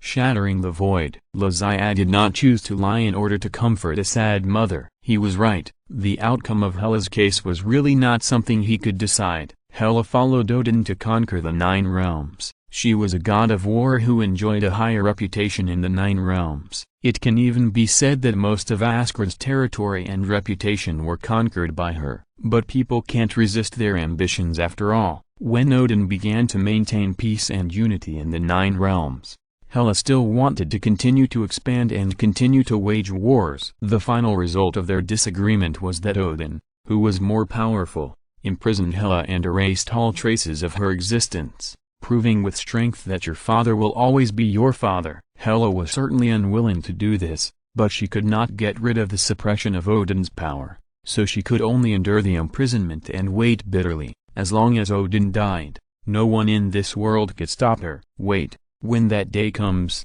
I will awaken the Asgardian spirits, bring my big dog with smooth and thick hair, take control of Asgard again, flatten the 9 realms, and let those mortals who have forgotten the past remember the fear of being dominated by Queen Hela. It doesn't matter if you don't have memories, because when I come back, you will have them. And Odin also knows that these are inevitable things. He has no way to avoid them. He can only delay them as much as possible until he can no longer open his eyes. On the throne, Odin did not eat or sleep for nearly a month. He has not even left the throne and has no other physiological activities. Don't say this is impossible. The goddess does not poop or fart, so why can't the king of gods do it? In the past month, Odin obviously felt that he was getting weaker and weaker. His life, which used to depend on sleeping to prolong, now seems to have really reached the point of exhaustion. Although Thor has grown up, he is still too weak, far worse than Hela back then. Odin could have said, "After I die, I don't care what happens. After all, people are dead, and it is useless to let go of obsession." But Odin is not an irresponsible person after all, otherwise he would not have imprisoned his daughter. A daughter is not only the apple of her mother's eye, but also the little cotton-padded jacket of her father. Unfortunately, no matter how much you can't let go, what is coming will eventually come. Thor, this world is mine and yours, but in the final analysis, it is still yours. I have left you a mess that I have not been able to deal with. I am afraid that it will cause great damage to your world, but there is nothing we can do about it. Your father would not want this. However, you are better than your father and know how to find someone to help. That's good. No matter what, having someone to help is much better than fighting alone. Well, even with Loki, you are still fighting alone. I should be right about this. Actually, I also wanted to find someone to help me back then. It's a pity that at that time, your father was already the strongest in the 9 realms, and I couldn't find anyone to help me. It's really a sad story. You are different. Although you inherited the throne of Asgard from me, you did not get the title of the strongest in the 9 realms. In this regard, You are far worse than your father. A god king who is not the strongest has no way to maintain Asgard's status in the Nine Realms. Although the guy who is stronger than you is suspected of cheating, unfortunately, there seem to be many people who can cheat like him. A conservative estimate is at least 12. If this powerful force is gathered together, it may be possible to dominate the universe. Fortunately, these cheaters, at present, should be considered your friends. They should be able to help you deal with your ignorant sister. Although letting your son and his friends beat up your daughter sounds a bit cruel, who made her disobedient? Dad failed to educate her well, so you, as her son, have to take the trouble to educate her. If it doesn't work, send her down to see me. Of course, this is based on you finding a way to disconnect her from Asgard. Asgard is our home. You can live without me, but you can't live without Asgard. Finally, I hope you can take good care of your mother. She is my only concern. Odin left these messages like writing a letter, and then the whole person started to emit light. This meant that the deadline had come and he had to break the void and the dust with the light. However, at this moment, a hand suddenly pressed on his shoulder, and a huge divine power flowed into his body through his shoulder, giving his almost withered body a little moisture and breathing space.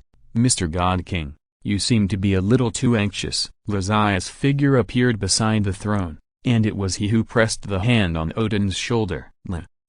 Thank you for your help, but I don't need it here. I know my body. Once death begins, it is irreversible. As Odin spoke, the smile on his face was full of fatigue. Irreversible? I don't believe it. Lazia also felt that the input of his own small universe power was like charging a battery that could not be recharged for Odin. It could only temporarily save a little bit of the power that was about to run out, but it could not save the battery. However, Lazia would definitely not admit defeat. Come, try this. As soon as he stretched out his hand, a silver metal cup appeared in Lazia's hand. The pattern on the cup was simple and beautiful, giving people a sense of solemnity and trust at first glance. The Magna armor cloth is a cup that the goddess Athena uses to restore her strength on the battlefield. It has the physical ability to heal injuries. Although this cup of water cannot cure the disease, it can also restore part of your body. Athena? Is it really another Olympian artifact? You use an Olympian artifact to save the king of Asgard. Don't you think this is a bit? Fuck you.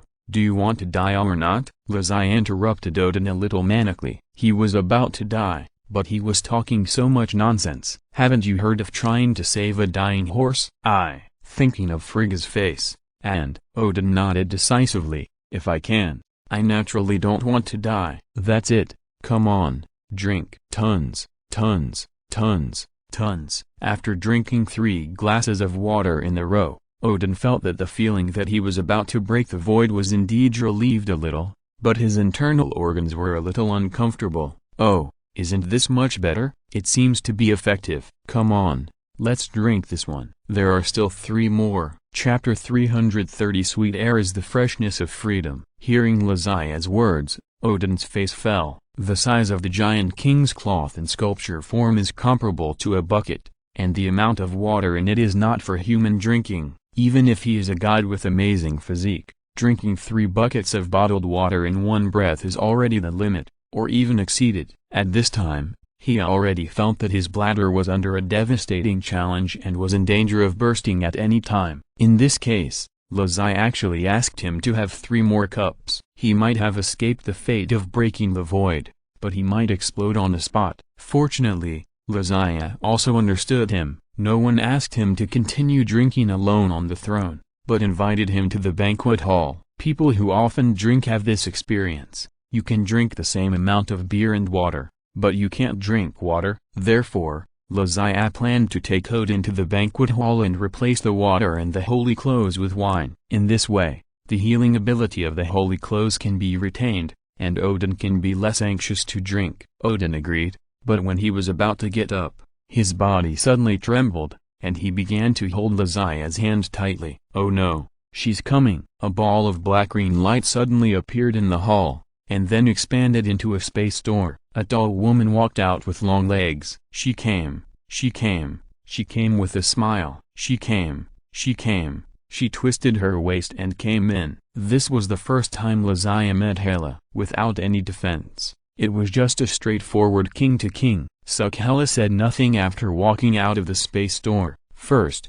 she took a deep breath of Asgard's air, and then her face was full of satisfaction. It seemed to say, "Oh, when I took my first breath of Asgard's air, I was sighing, how sweet and fresh the air here is. There is a strange luxury. I feel free. This feeling of freedom is so fresh."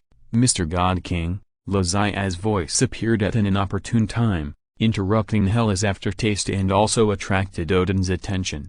"Excuse me, was that you who farted just now?" As soon as she said this, Hela's face darkened instantly. Although her smoky makeup was already dark enough, even the parts without makeup turned black. "Who is this person who is yelling? I can't feel the breath of Asgard on him. So he is a stupid earthling?" Hela narrowed her eyes and said in a cold voice. Hearing her words, Lazia laughed instantly. "Hey, why does your line sound so familiar? Let me think about it. Oh, yes, there was a guy who thought he was great before who said the same thing to me, and then he turned into a husky and is now guarding my door. Do you want to keep it company?" This old woman with fat on her waist, no longer young face, and wrinkles almost covering the corners of her eyes. The air, which had already become a little cold when Hela appeared, dropped a few degrees again at this moment. "You dare to say what you just said again?" Facts have proved that whether it is the human race or the god race,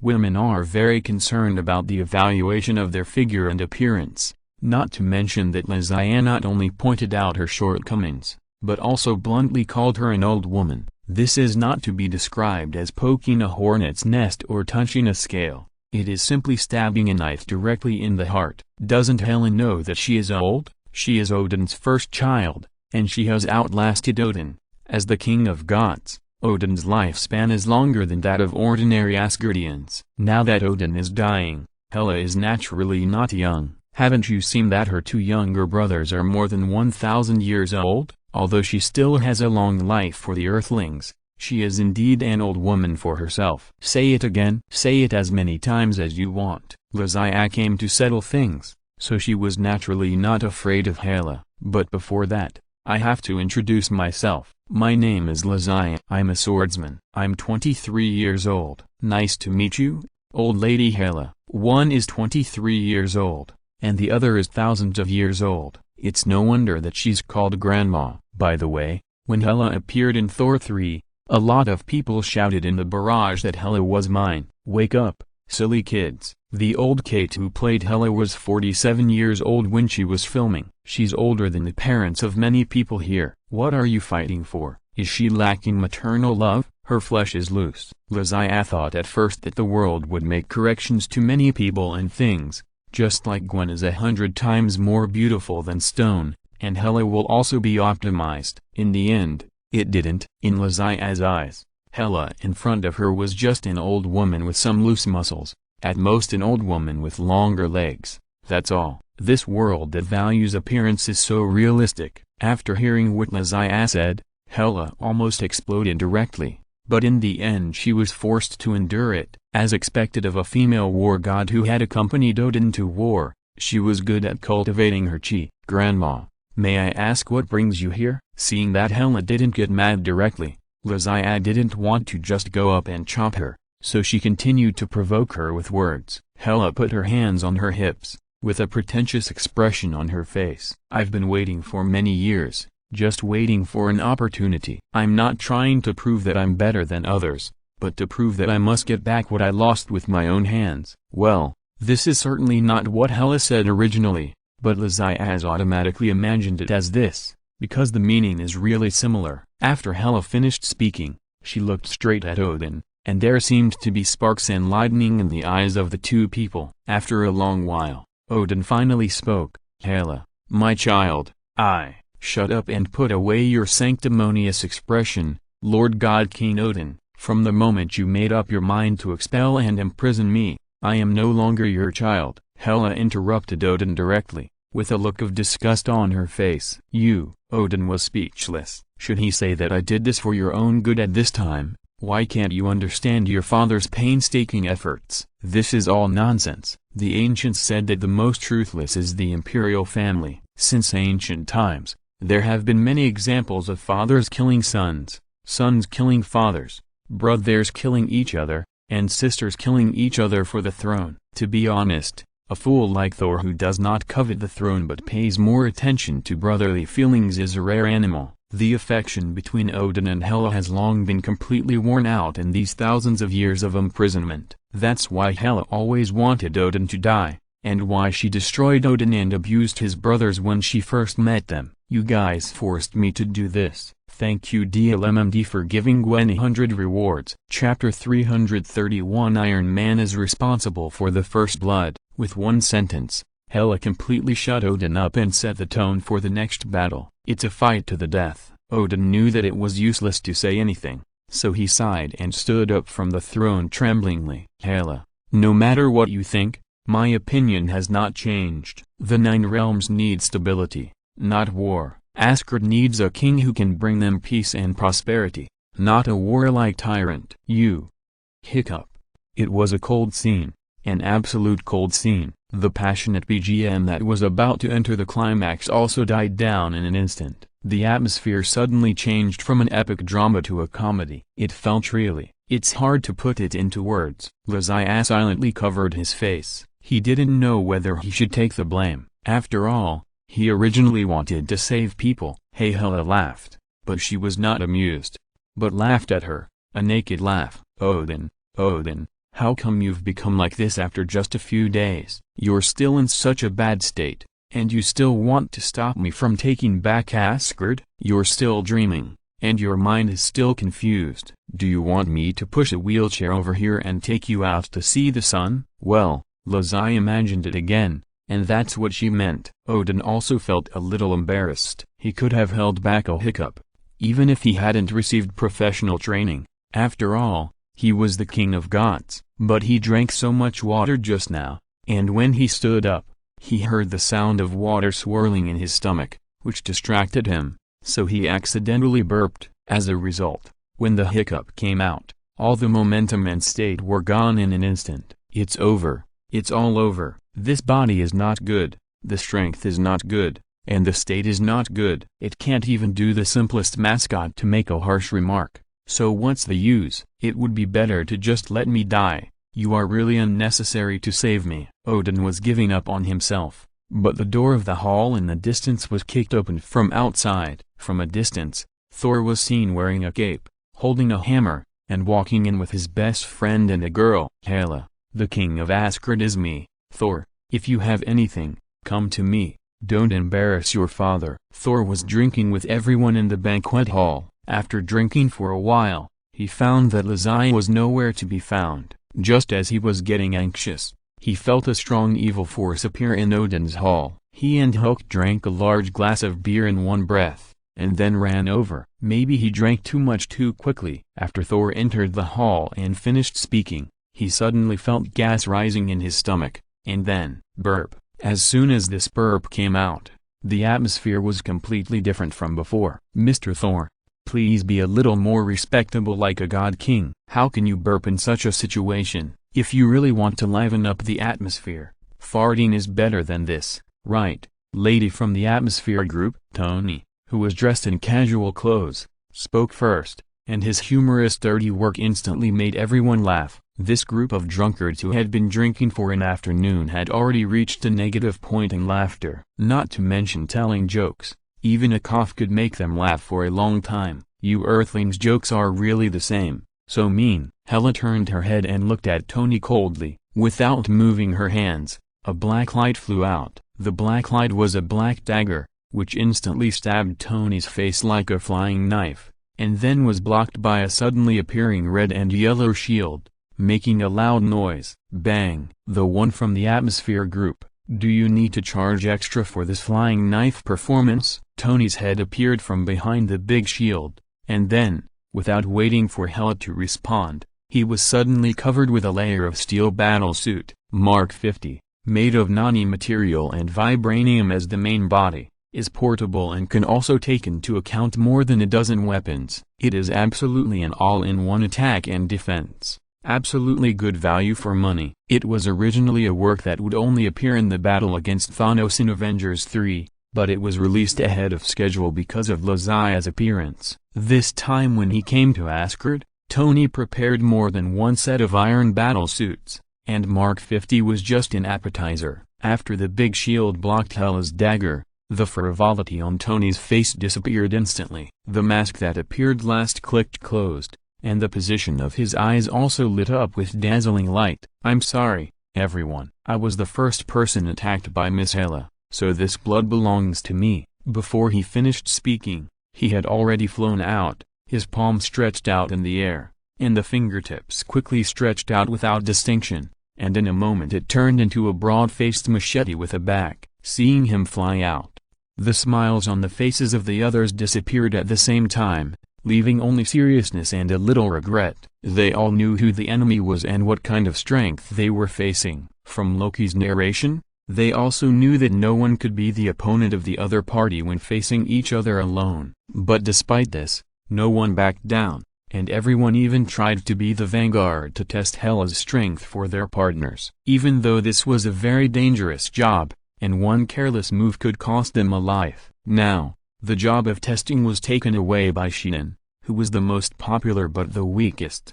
Everyone felt a little uncomfortable. Looking at the field again, I saw Tej, who was a social person, didn't say much, and went up to Hela with a move of force. Hela would naturally not sit still and wait for death. Facing the steel-kin machete that rushed over with more momentum than the medieval plate armor knight, she bravely raised her thin arm, waved a short sword that was only half a meter long, and went straight up. "Want to test my depth? I'll give you a 3 long 2 short." Bang! The dagger collided with the broadsword, making a deafening roar. Then the thin arm with the dagger drove straight in, cut off the machete, shattered the suit, and cut Iron Man flying with one blow. Iron Man flew out at a faster speed than he rushed up, instantly passed everyone, and hit the stone pillar of the distant hall, and then was caught by the stone pillar at the cost of comminuted fracture. Cough. The mask of the iron suit opened, and Tony spit out a mouthful of blood directly.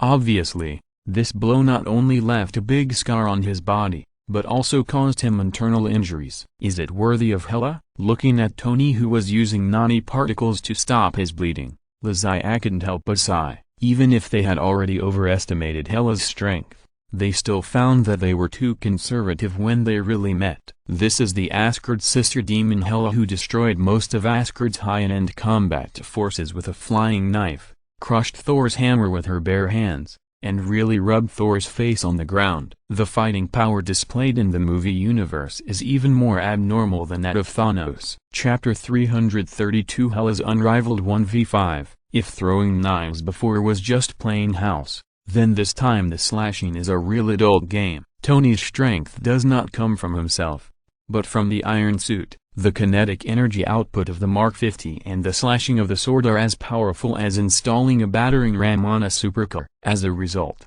Hela just slashed it lightly, and Tony was like hitting a speeding truck and flew out in an instant. This reversal was too dramatic. The Avengers, who had already thought highly of Hela, raised their risk level in their hearts by several levels again. "Hela, your enemy is..." Thor strode forward with his hammer, but a green figure beside him rushed out at a faster speed than him. Roar! Hulk roared, and his body turned into a speeding heavy truck, whizzing towards Hela, and every step was like a drum of war that struck everyone's mind. In a flash, Hulk rushed to Hela and punched her with both fists. He didn't seem to see Tony being chopped off just now, or he saw it but chose to ignore it, and even rolled his eyes at her. It's embarrassing for the Avengers that they can't even beat such a small woman. If you can't do it, get out of the way and let Hulk do it. Hulk punched down with both fists, and his speed and strength were only higher than Tony's just now. This move was called Taishen's pressure. At this moment, Hela showed her tough qualities as a god of war who had experienced hundreds of battles. She didn't choose to make a phone call and let 100,000 soldiers rush to her with a single order. She didn't even choose to use a dagger, but directly clenched her fists to fight back. The scene looked like a mantis trying to stop a car. However, this mantis was not directly chased into green slag like the one in the idiom, but used her slender arms that were less than 1/10 the thickness of the other party to block the flying giant car. "You are stronger than that loser just now," Hela snorted, "But you are still loser." After saying that, a huge black spike with a stone texture suddenly appeared on Hela's hand, and it flew out with Hulk. The stone spike was so powerful that although Hulk's hand was not pierced by the spike,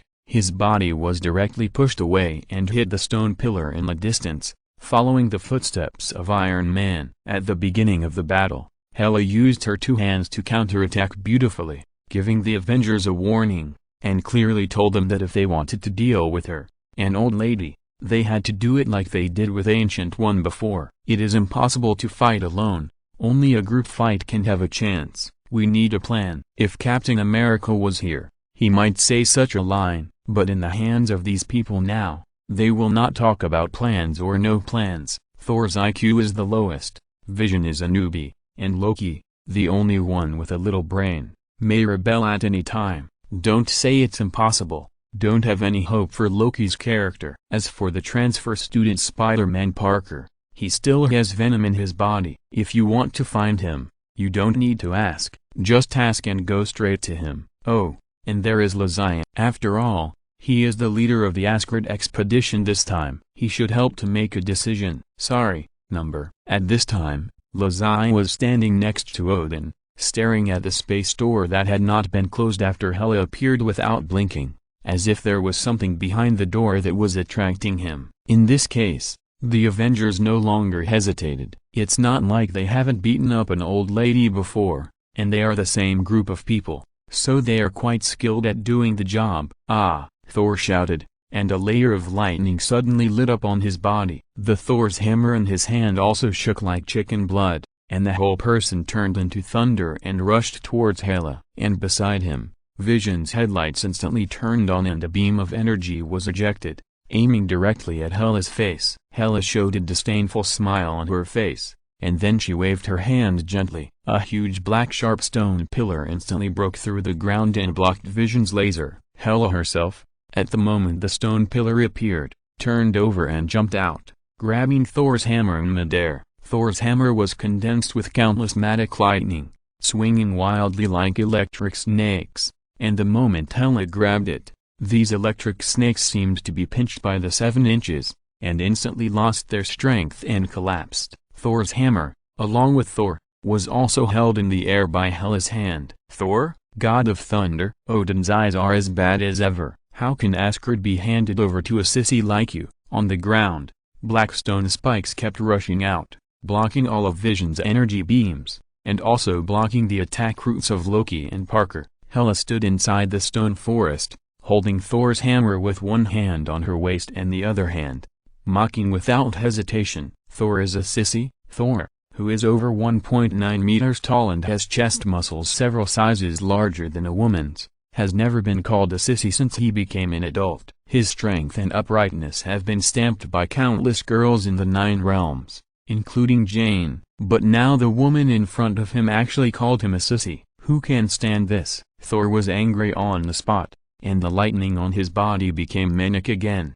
However, it turned out that Thor, who had not become an orphan, had not grown into the future king of Asgard, and even the Thor who evolved into a higher form in the movie was still not Hela's opponent. So Thor's mania eventually turned into an incompetent troller. In Hela's hands, the lightning died down, and Thor fell to the ground in a panic. Even the notorious Thor's hammer, which had fought in the 9 realms for thousands of years, could not escape its fate in the end. In the sound of thunder and lightning, Thor's hammer shattered and became a pile of debris. No, Thor, who had never suffered the death of a loved one, watched Thor's hammer shatter in front of him, and his face was filled with anger. Hela's move made him even more angry than if she had taken off his kidney and crushed it. There are 2 kidneys, but there is only one Thor's hammer. After the anger, a feeling of powerlessness that he had never felt before instantly filled Thor's whole body. Even when his father took back his divine power and exiled him to Earth,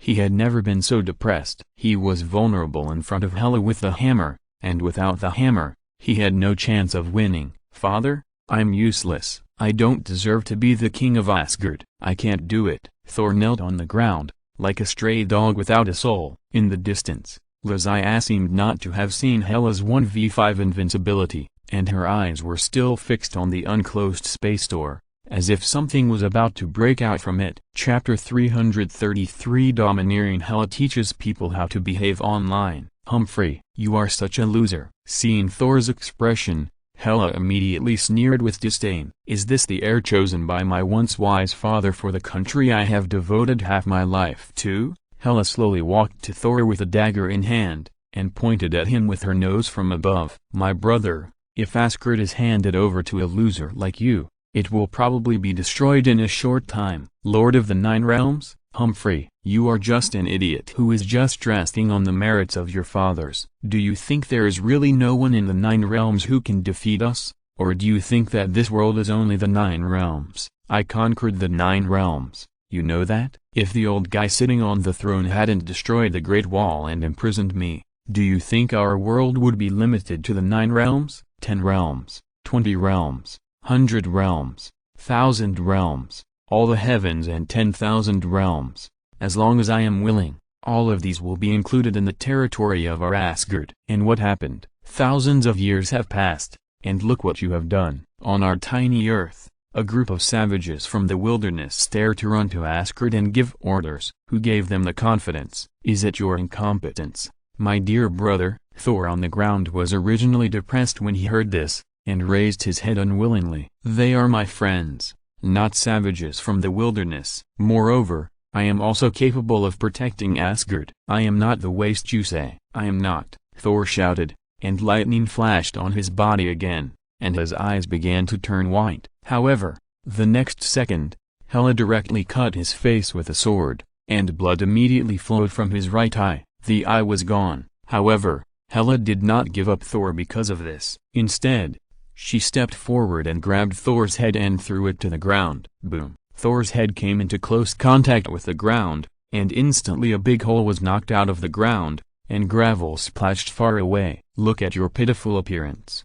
If you are not a waste, then who is a waste? Waste, waste, waste. Every time Hela cursed Thor as a waste, she pressed Thor's head on the ground with her hand. After a while, a big hole was smashed out of the ground, and almost half of Thor's body was smashed into the big hole. Waste. Hela stood up, clapped her hands with satisfaction, and then turned to look at the Avengers who were trying to break through the stone forest. A bunch of clowns from the wilderness dare to act so presumptuous in front of me. They are simply courting death. Raising her hands, Hela stroked her hair with both hands. The long black hair that was originally loose began to bend upwards. In a moment, it turned into huge horns like spider legs, and the expression on her face became fierce. Until now, Hela has been serious. The previous ones were just warm-ups. And what made Hela serious was not that the Earthlings made her feel powerful, but simply that she wanted to seriously crush these bugs to death and leave them no illusions. Stupid Earthlings,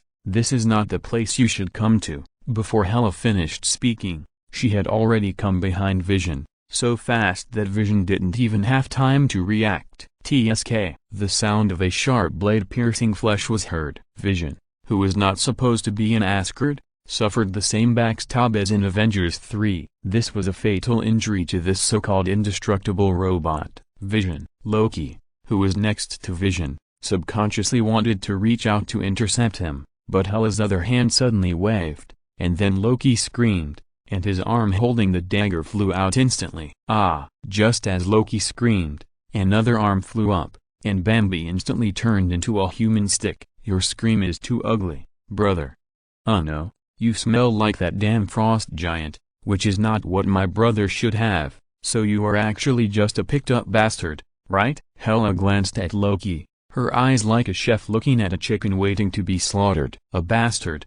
Dare to fight me? You are courting death. Huh. The dagger was swung again, and the human stick was about to turn into a headless bastard. Just as the dagger was about to hit Loki's neck, a pool of white sticky substance suddenly brushed past Hela's face, then suddenly opened up and completely covered her arm and the dagger. Got you, Ms. Hela. Parker didn't know when he put on his Spider-Man suit, but this one was different from the classic red and blue color scheme. It was black and white, the color of the suit itself. Hey, there's another one? Hela turned around with a playful smile on her face. I thought you were just a hitchhiker who came to visit, but you're not, but a skinny, Acrobat? Hela ignored Parker's dragging and turned around steadily. Parker unexpectedly stopped her from beheading Loki just now, but when she got serious, Parker couldn't even drag her arm. This is a monster who can fight Hulk with his fists. No matter how strong Parker is, he can't be stronger than Hulk. I'm not an acrobat. I'm a superhero on Earth. I'm Spider-Man, Parker shouted stubbornly. He stopped forcing the opponent to pull him, and continued to spray spider silk at Hela. If he couldn't pull him, he could try another method. He could first use spider silk to pull the opponent's limbs apart, and then use spider web to wrap the person up in a big shape. Although this way of binding is not as effective as directly tying the arms and tying the person into a human stick, it is more convenient for everyone to do other things, such as, the idea is very good, but it's a pity that Hela has been immune to the immobilization effect of this binding skill since the beginning. The dagger was gently swung in the air, and the spider silk was skillfully broken into countless pieces, scattering and falling to the ground. It's not polite to do this to a woman, Mr. Acrobat. Hela's face was cold, but Parker on the opposite side suddenly felt a palpitation, and then jumped up without thinking. Just as he left the place, two black gas stone spikes instantly pierced the ground from the left and right. You reacted pretty fast. I wonder if you are as fast as me. A bunch of black daggers suddenly appeared in Hela's hand, and then he casually scattered these daggers like flowers from heaven. Swish! The black daggers were like rain, instantly covering the entire space, blocking Parker's escape route and foothold. Looking at Parker again, he is worthy of being Spider-Man with extraordinary waist strength. He was seen dodging, turning, jumping, and moving in the air. Not only did he avoid the dagger attacks, he even performed a gorgeous waltz in the air on the daggers. That scene made Lazia sigh. Well, Lazia didn't see this scene. His eyes were still fixed on the space door that was not closed. Chapter 334 Venom Spider. Parker's soul-spinning jumps with his eyes closed obviously amazed Hela on the opposite side. As a response to an acrobat, Hela raised her two hands full of daggers. Shrike and Shadow Clone Technique. More and denser daggers broke through the air, completely locking the space. Unless Parker could really turn himself into a line, there was absolutely no possibility of evading. Facts have proved that although Parker is powerful, he is not that outrageous. He cannot turn into a line. The spider silk and spider webs in his hands are cut off and broken in an instant. He can't even change the flight trajectory of the dagger. After using all his skills, Parker finally let out an unwilling sigh, and then he was shot into a hedgehog by the dagger black rain. Puff puff puff puff. Parker was nailed to the wall. The scene was even more insignificant than Yank-a-Lang. The dignified amazing Spider-Man, unexpectedly, was the first to sacrifice in the trip to Asgard. Seeing Puck on the wall, everyone shouted in dissatisfaction, but unfortunately they were all seriously injured by Hela, and they had no strength to fight back. They could only lie on the ground and rage helplessly. Humphrey, one by one, you talk better than singing. But what's the result? Hela raised her arm, and a black dagger appeared in her empty hand again. Then she turned around and swung the blade towards Loki beside her again. Queen Hela kept her word and said she would chop off Loki's head, and she would definitely chop off Loki's head. However, her sword still failed to chop it off. Another sticky object flew over her face and caught the dagger again, but this time it was not white, but black. Hela looked back helplessly. You useless people, can't you just be killed by me quietly? Behind her, a black figure more than 2 meters tall and strong stood less than 2 meters away from her, with a greasy appearance, white eyes like scimitars, and dense sharp teeth like the abyss, plus a slender tongue that could reach the stomach in one step. The appearance of the Venom Warrior, even a goddess with a heavy taste like Hela, was inevitably frightened. Fuck. He almost blurted out a word. Miss Hela, the Venom Warrior said with his unique synthesized mid-bass. I said, I'm not an acrobat. I'm an Englishman from Earth. Puff. The black dagger directly pierced into the mouth of the Venom Warrior, piercing his head and blocking his words. You are so ugly, and you talk so much nonsense. I have killed countless monsters like you in thousands of years. Killing one more of you is just a matter of convenience. As Hela spoke, she swung her hand again to cut off the Venom Warrior's arm. After throwing away the dagger wrapped in venom, She conjured another dagger in her hand. She had been interrupted twice. If anyone came out to mess up again, she swore to cut the other party into pieces and grind them into powder. Unfortunately, her slash was interrupted for the third time, and it was the same person who interrupted her 3 times.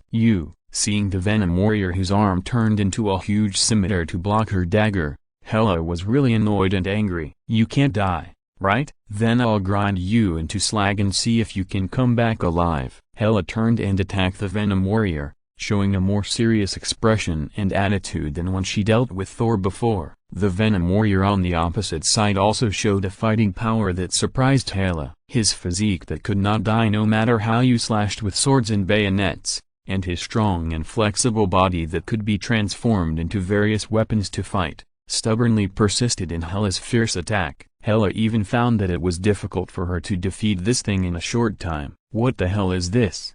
Apostrophe in the 9 realms that Hela was familiar with, there was no creature called Venom, so she didn't know the characteristics and abilities of Venom. Without knowing that the opponent's weaknesses were sound waves and fire, she inevitably fell into the opponent's rhythm and was dragged into a hard battle. The Avengers who were lying, kneeling, or with their heads in the ground were also stunned. The dominant combat power that Hela had just displayed had long exceeded their expectations. Even in their minds, even if several people joined forces to fight closely, they might not be able to escape unscathed from Hela's attack. And now, Parker actually challenged Hela alone. Shouldn't this be something that only Lizzie, the pervert, could do? Could it be that this childhood friend who grew up with Lizzie after graduating from high school and wearing the same pants as him is also a pervert? It doesn't make sense. Doesn't it make sense? In fact, it makes sense. The creature Venom itself is not actually very powerful. It is just a pool of mud that can swim on its own. Any fire can burn it into ash. However, when it enters the human body to parasitize and becomes a Venom warrior, the powerful combat power and recovery ability it displays are very unsolvable. Moreover, the combat power of the Venom warrior transformed by the same Venom is not only the same, but it can strengthen its combat power as the host's ability improves. In the movie, Eddie Brock, a journalist, turned the Venom warrior into a powerful being comparable to the Hulk. Now, its host is the amazing Spider-Man Parker. When Spider-Man's powerful force and keen perception are combined with Venom, the effect obtained is not a simple addition, but a leapfrog multiplication. At this time, the Venom Spider said bluntly that even if it faces the attacks of Iron Man, Hulk, and Thor at the same time, it can fight back and forth. Of course, the premise is that the opponent is martial and does not use sonic and flame weapons. So at this time, facing the rampaging Hela, the Venom Spider really pulled the hatred by itself, and it seems that there is no risk of odd in a short time. These Earthlings are really much stronger than I thought. Odin, who could only watch the show helplessly, couldn't help but sigh. The once barren land has now become a life-saving straw to save Asgard. This contrast is really hard to accept. Haha, the people on Earth are much, much, much stronger than you think. Lizzie still didn't say this, because he felt that the thing in the space gate was about to reveal its true appearance. At this time, a huge circular light spot with a diameter of more than 2 meters had lit up in the space gate, and in the middle of the light spot, a black vertical line slowly appeared, and the whole thing looked like the vertical pupil of a beast. It was clearly the eye of a wild beast, a fierce beast, or a divine beast. Lizzie had also seen bigger eyes than this on Dormammu, the ruler of the dark dimension, and the fierce beast in front of him, just from the aura, was only stronger than Dormammu. Where did the big snake come from? Chapter 335 The Twilight of the Gods. Why did Lizzie know that the person on the other side was a snake, not a fire dragon or a giant wolf? There is no need to ask this question. The reason for asking is because of the small universe. Through the perception of the small universe, Lizzie not only understood what the big eye on the other side belonged to, but also roughly felt its strength and size. At that moment, Lizzie suddenly felt that the Ragnarok of Asgard seemed to be coming early. In Norse mythology, there is an introduction to Ragnarok. Before the disaster began, the giant wolf Fenrir broke free from the shackles of the gods, and its 2 demon wolf sons swallowed the sun and the moon. The poisonous dragon Nihog hollowed out the roots of the world tree. The worldly serpent Jormungandr turned up huge waves and submerged the earth. The frost giants and the fire giants led by Surtur also took the opportunity to make trouble. Of course, Loki, the troublemaker, was indispensable in the end. All the disasters happened at the same time, causing the Asgardian gods, whose fighting spirit had been almost worn out by the prosperity after a long period of peace, to fall into a bitter battle in an instant. The final result was that almost all the gods, including Thor, died in the battle, and only a few soy sauce chickens survived. As for the plot in the movie, everyone knows it. The two brothers Thor, Loki and Thor were also reckless. They couldn't beat Hela, so they let the whole Asgard perish with Hela. The home where the Asgard gods had lived for tens of thousands of years was blown into cosmic dust, and there was no way to rebuild it. Of course, the refugees of Asgard would encounter Thanos, who came to find the cosmic cube, and then be annihilated. This was also unexpected by everyone, including Odin. I'm afraid they didn't expect it. If they could really predict these, they wouldn't blow up Asgard. If they had just fought Hela for a little longer, they would have been able to hold on until Thanos' army came to support them. At that time, Hela, the former Asgardian god of war who truly possessed the spirit of a fearless leader, would definitely fight Thanos in a century-long battle to destroy the world in order to protect her territory. The two brothers can help or pick up the leaks depending on the situation. At least they won't be pressed to the ground and ravaged like a dog by Thanos as in the movie, and eventually one died and the other was dying, almost completely ruining the future of Asgard. Now, when Lizaya felt from the space gate that there was a huge snake on the other side that had no edge, and the length from head to tail was measured in kilometers, and the value was at least 3 digits, he suddenly realized that he must not let it out of the space gate. If this big snake came out, it might cover the entire Asgard. Even Surtur in the movie was a little bit dwarfed by it. In the movie, at least Heimdall helped to gather a group of people in advance so that they could be taken away by spacecraft in the end, although the number of those people might be less than 1/10 or even 1/100th of the entire population of Asgard. But as long as a group of people were taken away and pretended that these were all the survivors, it would be a victory for the movie.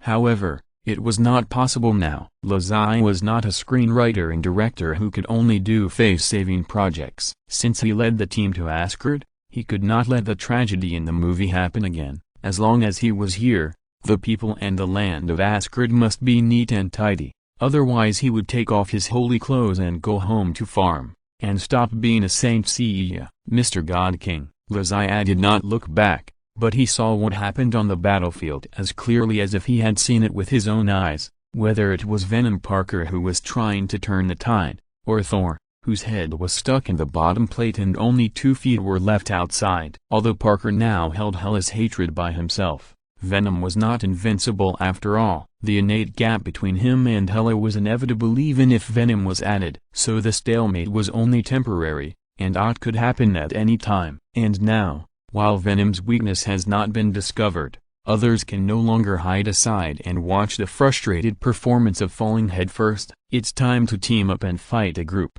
Thor, you should have something you want to say but haven't finished. It's time to say it. Otherwise it's hard to end it like this. Odin shook his head. Some things are only his own when he realizes them himself. If he can't understand them himself, even if I give them to him, Okay, you are the uncle and you are right. Lizaya waved his hand to interrupt Odin's pretense. Anyway, these people who are working hard now are all from Earth. It doesn't matter to you how Hela beats and kills them. You just need to ensure that your son can finally understand what you said. Even if all these people die, it doesn't matter to you, right? Even if you drag the whole of Asgard to be buried with him?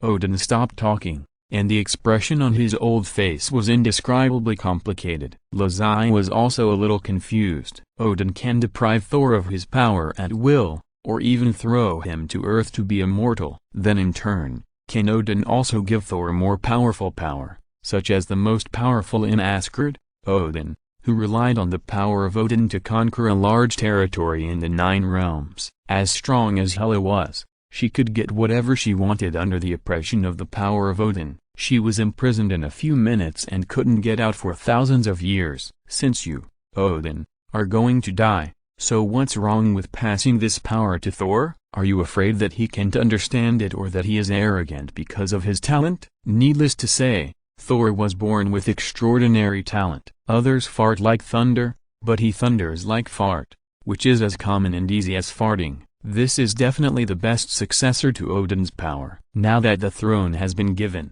why can't the power be given? If you are afraid that he will be arrogant and ignorant of the depths of the world, it is even more nonsense. Being arrogant is better than being pressed to the ground and hit with your head on the floor. So these elderly people, more or less, will have some confusion in their minds. People over 70 years old on Earth sometimes find it difficult to figure things out, not to mention Odin, who is thousands of years old. Odin actually wanted to tell Lazian, aren't you here? You won't just watch your comrades being killed by Hela and remain indifferent. With you here, I don't need to force things, and I can let Thor grow on his own. Unfortunately, even if he said this, Lazian would not listen, because after mocking Odin, he set off to the space gate. Since the giant snake on the opposite side is so big that it can cause immeasurable damage to the entire Asgard, it is better not to let it come over and go to the opposite side to meet it first. Jormungandr, the world serpent, right? I seem to have seen her in a card game. She is quite fierce. If you're listening to this novel on a channel other than Fanfic World,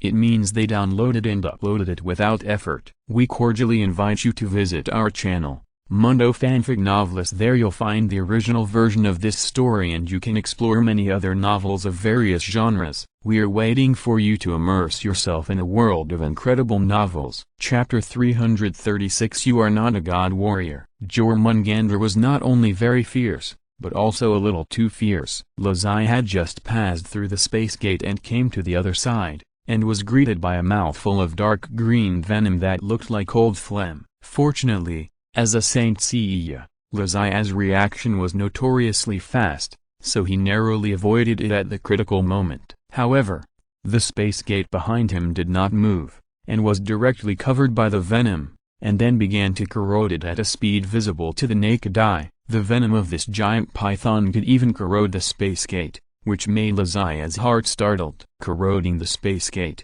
this is not just as simple as poison. It has already involved a level of laws. Huh? The moment Lazian dodged, a puzzled voice sounded, and this voice did not reach his ears, but sounded directly in his mind. It felt like the voice of the legendary System. Who are you? How dare you dodge the attack of Lord Jormungandr? This self-introduction, Jormungandr's identity was completely confirmed, and there was no need to ask again. But this line of his is a bit interesting. What do you mean by daring to dodge your attack? According to you, if you attack others, they should just squat there and be attacked by you? Are you sick? Lazian floated in front of Jormungandr, smaller than a mosquito. This is a giant python that is countless times larger than Dormammu. In mythology, it can circle the sea and touch its own tail. So, with such a large body, I don't know if it can withstand a galaxy starburst or stardust rotation. I'm afraid you will be shattered into slag with this punch. Humphrey,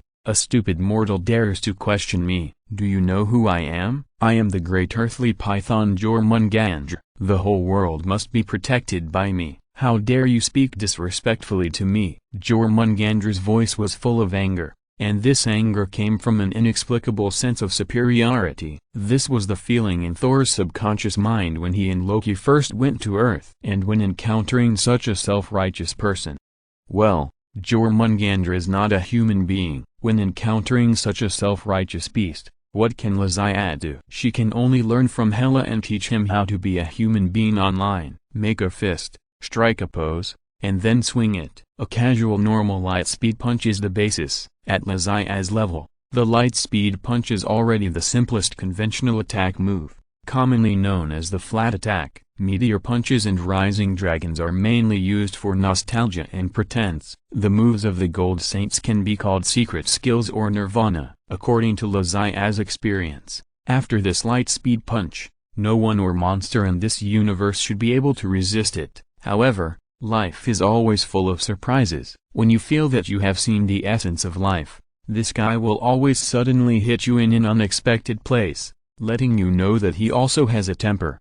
When Lazian threw out the light speed punch, The opponent Jormungandr did not dodge it, or rather, it did not even think about dodging, but directly used its forehead to take the attack. This guy with a big head and thick neck, did his head squeeze the door, huh? He didn't know how to dodge such an obvious attack. I posed and read the bar, giving you time to defend yourself. Or is this guy too arrogant and looks down on others? Lazia did not understand, but the opponent gave him the answer. Jormungandr did not dodge not because he could not dodge, but because he simply did not want to dodge. When the light speed punch hit its forehead, it only got a small spark, and then nothing happened. Jormungandr relied on the scales on his head to resist Lazia's light speed punch at the 7th sense level. No matter from which angle he looked at this, it seemed like a fairy tale. Lazia had fought Thor before. The Asgardian gods did not have the physique to resist the Saint Seiya's microcosm. Thor's hammer had a certain resistance to the microcosm because it was mixed with a rare metal rue, but it was not completely immune. But the opposite Jormungandr relied on the scales on his body to do it. Even if Lazia didn't really swing this punch, it was still a light speed punch. It felt like the ones on Jormungandr's head didn't look like scales at all, but holy clothes, and they were not silver or bronze, but the effect of gold holy clothes. The top bosses in the Marvel Cinematic Universe, such as Dormammu, were beaten by Lazia and finally changed their skin to Ra, and the Big Worm, which was obviously not as good as Dormammu at this level, was immune to the light speed punch. Is this reasonable? This is a joke. It's cheating. Could it be? For some reason, Lazia suddenly remembered the story that Uncle Lee told when they were chatting at the Star Child orphanage. Odin, the final winner of the Holy War in the Saint Dimension, sent his agent Hilda to break through the space barrier and launched a space invasion to other dimensions. Could it be that Uncle Lee's story has come true? Don't say there is no such possibility. Who is Uncle Lee? He is the observer of the MCU and the creator of the Marvel world. Can the story told by such a big man be called a story? Have you ever heard of what is called golden words? Uncle Lee's words and thoughts will cause unimaginable changes to this universe. So, is this Jormungandr in front of us not actually a giant python, but a god warrior in disguise? Who among the god warriors has a relationship with the giant python? Lazia pondered and recalled the plots of Nordic chapter and Golden Soul chapter, but he couldn't remember which god warrior had a relationship with the giant python. Could it be that it's not the god warrior, but the Saint Seiya? If it's the Saint Seiya, then there are many options. The simplest one is that Afiucha Sarna may be related to this thing. While Lazia was daydreaming, the Jormungandr on the opposite side roared again. Stupid human, you dare to attack the great Lord Jormungandr, you damn bastard, I will send you to hell. Ugh bah. Lazia looked up, and faced with a huge amount of old phlegm that was pressing down like a dark cloud. It was unknown how long this Jormungandr had been accumulating such a large amount of phlegm. If it was sent to Asgard, half of the Asgard might be gone. To deal with such a large-scale attack, Lazia could choose a crystal wall or an ice shield, either of which could block it. But thinking of the powerful ability of the venom that could corrode even the space gate, Lazia felt it was better to be safe. Teleport. Chapter 337, The God Warrior's Conspiracy. Lazia's brain outlined spoiler. Ignoring Jormungandr's venom attack, Lazia teleported to the top of the opponent's head in an instant, and leaned down to look at the scale that he had just attacked. Obviously, there was not even a trace of the attack on this scale. Its smooth surface and hard density made the light speed punch just now slide sideways, like a ricochet. This is not scientific at all. You have to know that the light speed punch is not just a punch thrown at the speed of light, but also has the characteristics of the microcosm, the ability to directly destroy atoms. The light speed punch itself is already a very terrifying thing. It is not an exaggeration to blow up a planet with one punch. Add to that the bug ability of atomic destruction that is like annihilation,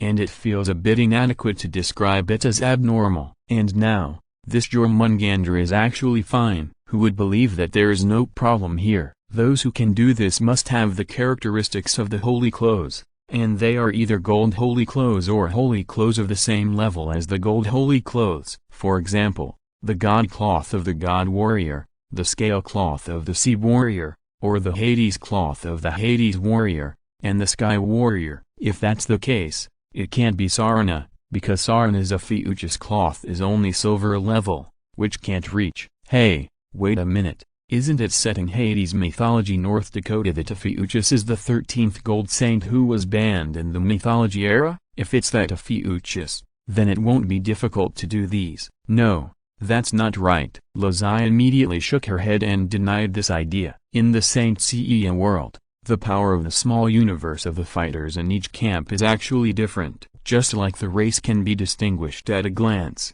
the small universe can also be clearly distinguished after being sensed. After Lazai used the small universe to sense the giant python under him, he found that it had a power similar to the fighter's small universe, but it was completely different from the Saint Seiya's small universe, so there is no surprise that this small universe must belong to another camp. Moreover, Lazai can almost conclude that this small universe is from the god warrior of the Nordic Asgard. Hey, you are actually a god warrior, right? After Jormungandr spit out a mouthful of thick phlegm, he was about to enjoy Lazai's miserable death with a happy mood, but the sudden voice interrupted his climax instantly. You are not dead? Jormungandr shook his head in anger, just like dancing in a bar. He didn't see Lazai using teleportation to avoid his attack just now, but he felt it when he was standing on his head and talking, and hurriedly wanted to use this method to knock Lazai down. BGM, let's rock together. Although Lazai couldn't stop Jormungandr from rocking, his feet were like glue, firmly attached to his forehead, and no matter how he rocked, he didn't move at all. I ask you, you are the god warrior, right? Lazai's voice was a little heavy. In this short period of time, he had already thought a lot in his mind. Whether the appearance of the god warrior was caused by Grandpa Lee or not, it would inevitably have a huge impact on the future of this world. At the very least, the known world line is no longer applicable in this world. If Hela and her accomplices really mastered the armor and abilities of the god warriors, would this universe be completely wiped out by her? The 8 people of the Big Dipper and the complete set of god warriors Nordic chapter plus the 7 people of the Golden Soul, 15 god warriors at the level of the Gold Saint. It is really not impossible to wipe out this universe. Don't say there is no such possibility. Let's not talk about Uncle Lee. When Thor was attacked by Wanda's magic before, didn't he see a green figure and a figure wearing a suspected armor appear together in the future? The green figure is naturally Hela in green,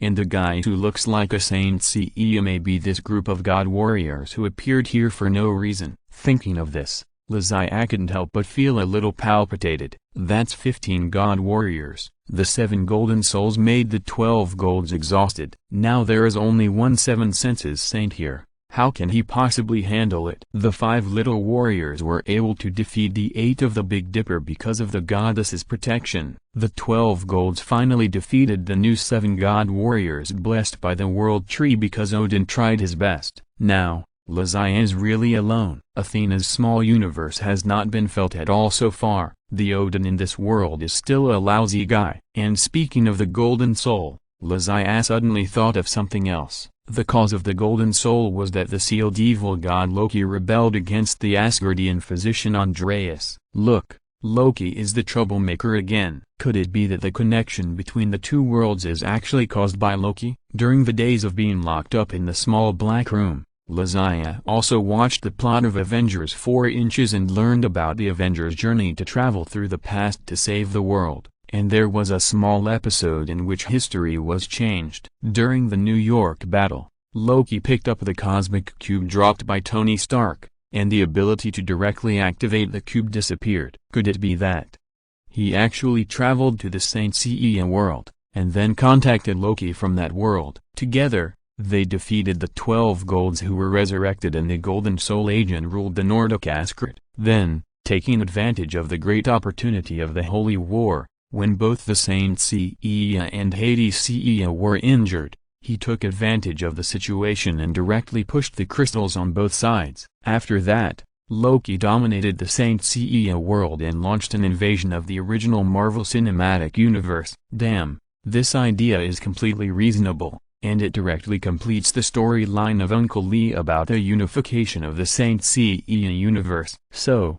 could this be the original outline of the author? In other words, there is no pen in hand, Otherwise, Lazai would have completed the plot of the rest of the book at this time. With his hand speed, he could finish the last 1,000,000 words in one night. The premise is that the computer can support it. Just as Lazai was frantically thinking about it, Jormungandr under him spoke. God warriors? What are those? Can they be eaten?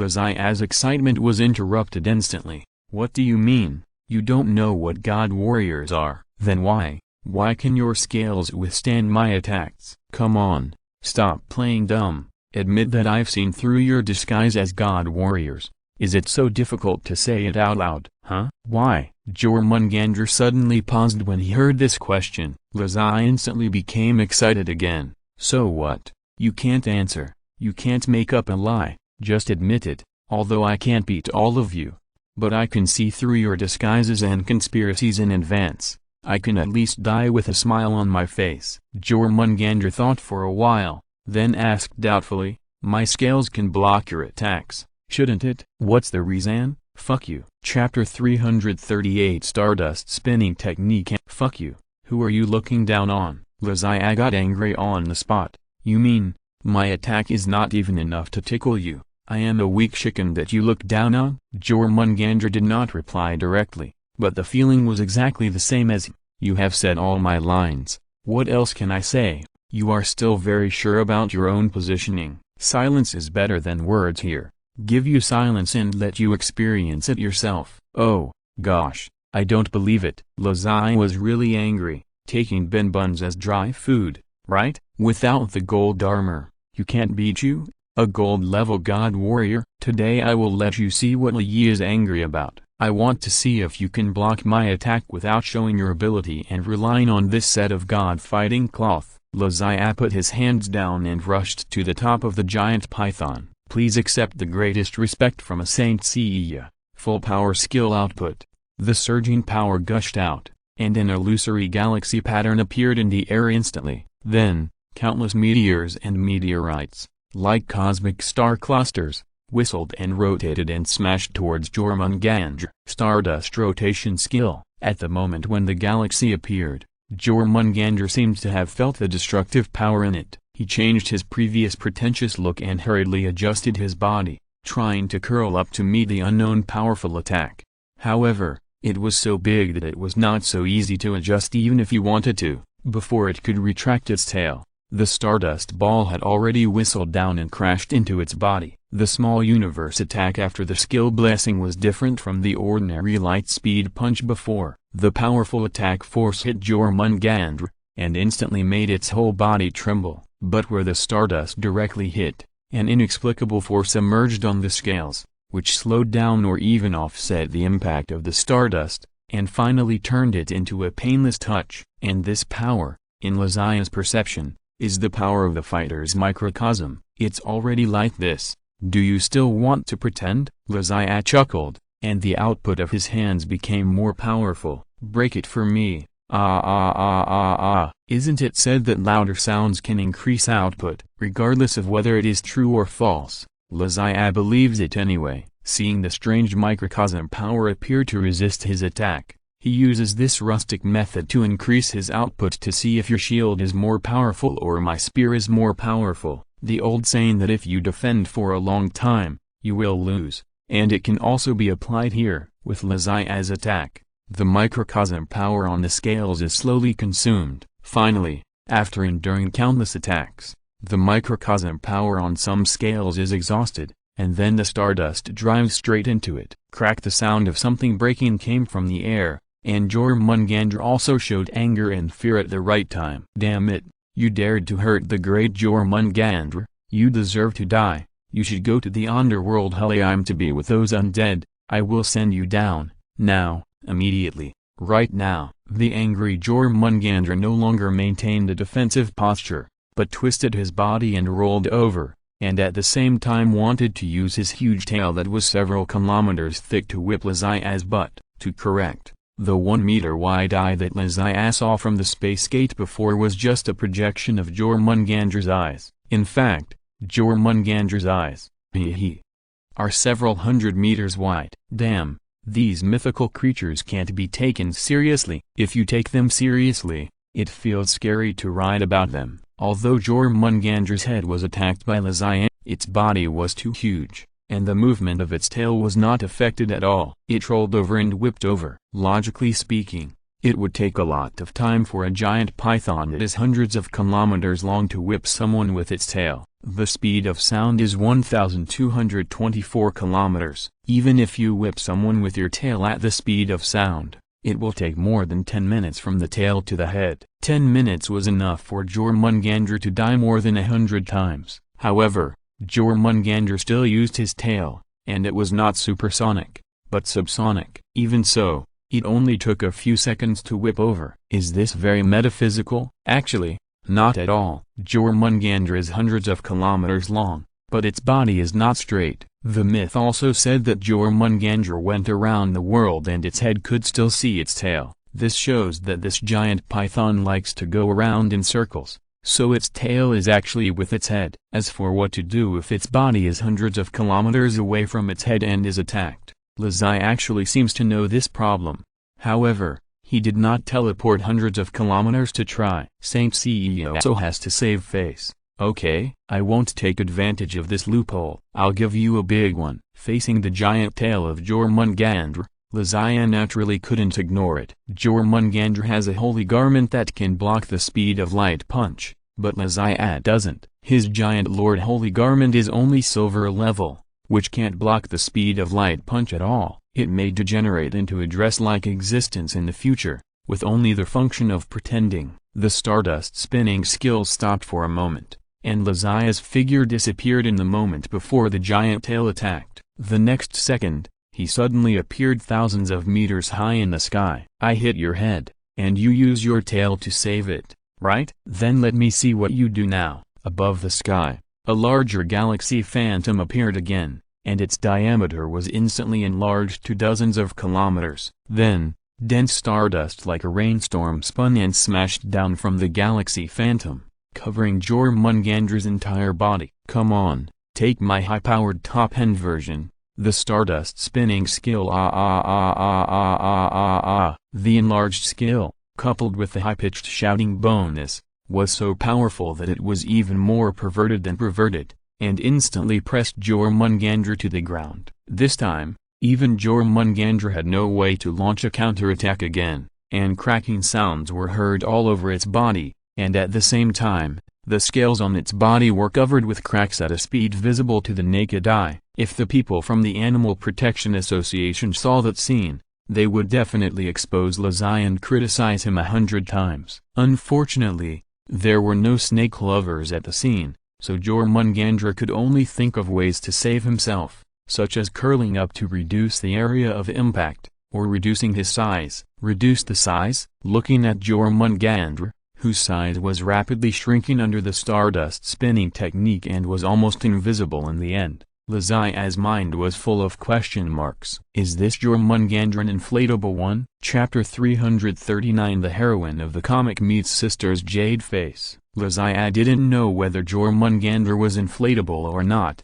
but it had shrunk. From a distance of several thousand meters, Lazai saw through the smoke and dust that the Jormungandr, which was originally several hundred meters long and several kilometers thick, had shrunk to the size of a human. But even among humans, its size was considered big.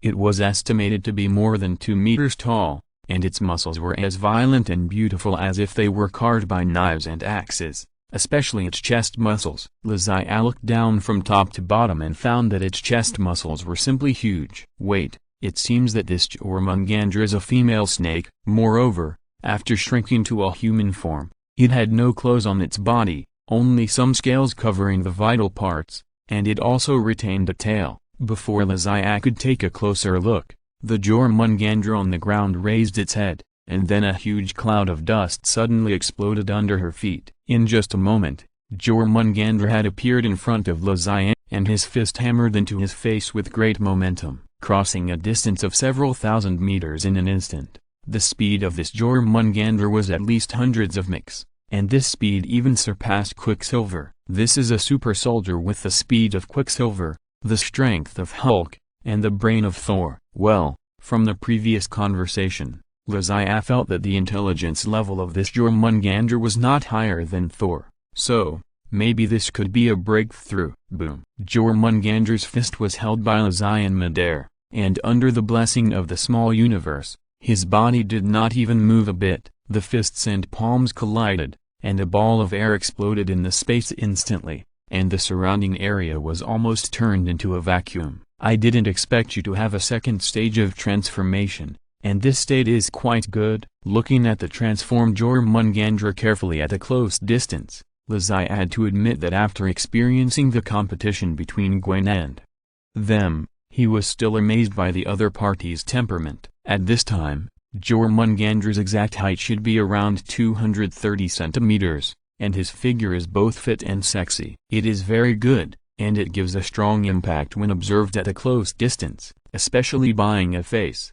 It has nothing to do with the snake spirit that smashes gourds and robs grandpa, but a delicate comic heroine's abstinence face. This face is matched with a 1-meter-long black straight hair that is a special effect version of shampoo advertisements. The lethality is simply amazing. It is almost difficult to find something similar in the real world. And the scales on her body are not the kind of 3-point coverage that is glamorous and flaunting, but a full set of armor composed of helmets, shoulder armor, chest armor, battle skirts, leggings, etc. like the holy clothes. However, compared with the holy clothes, her set of armor composed of scales covers a relatively smaller area, but this is understandable. As a female warrior, those who cover themselves tightly like a plane like Bayeolit and Elsie are heretics. The dress of Tan Renyi is the right one.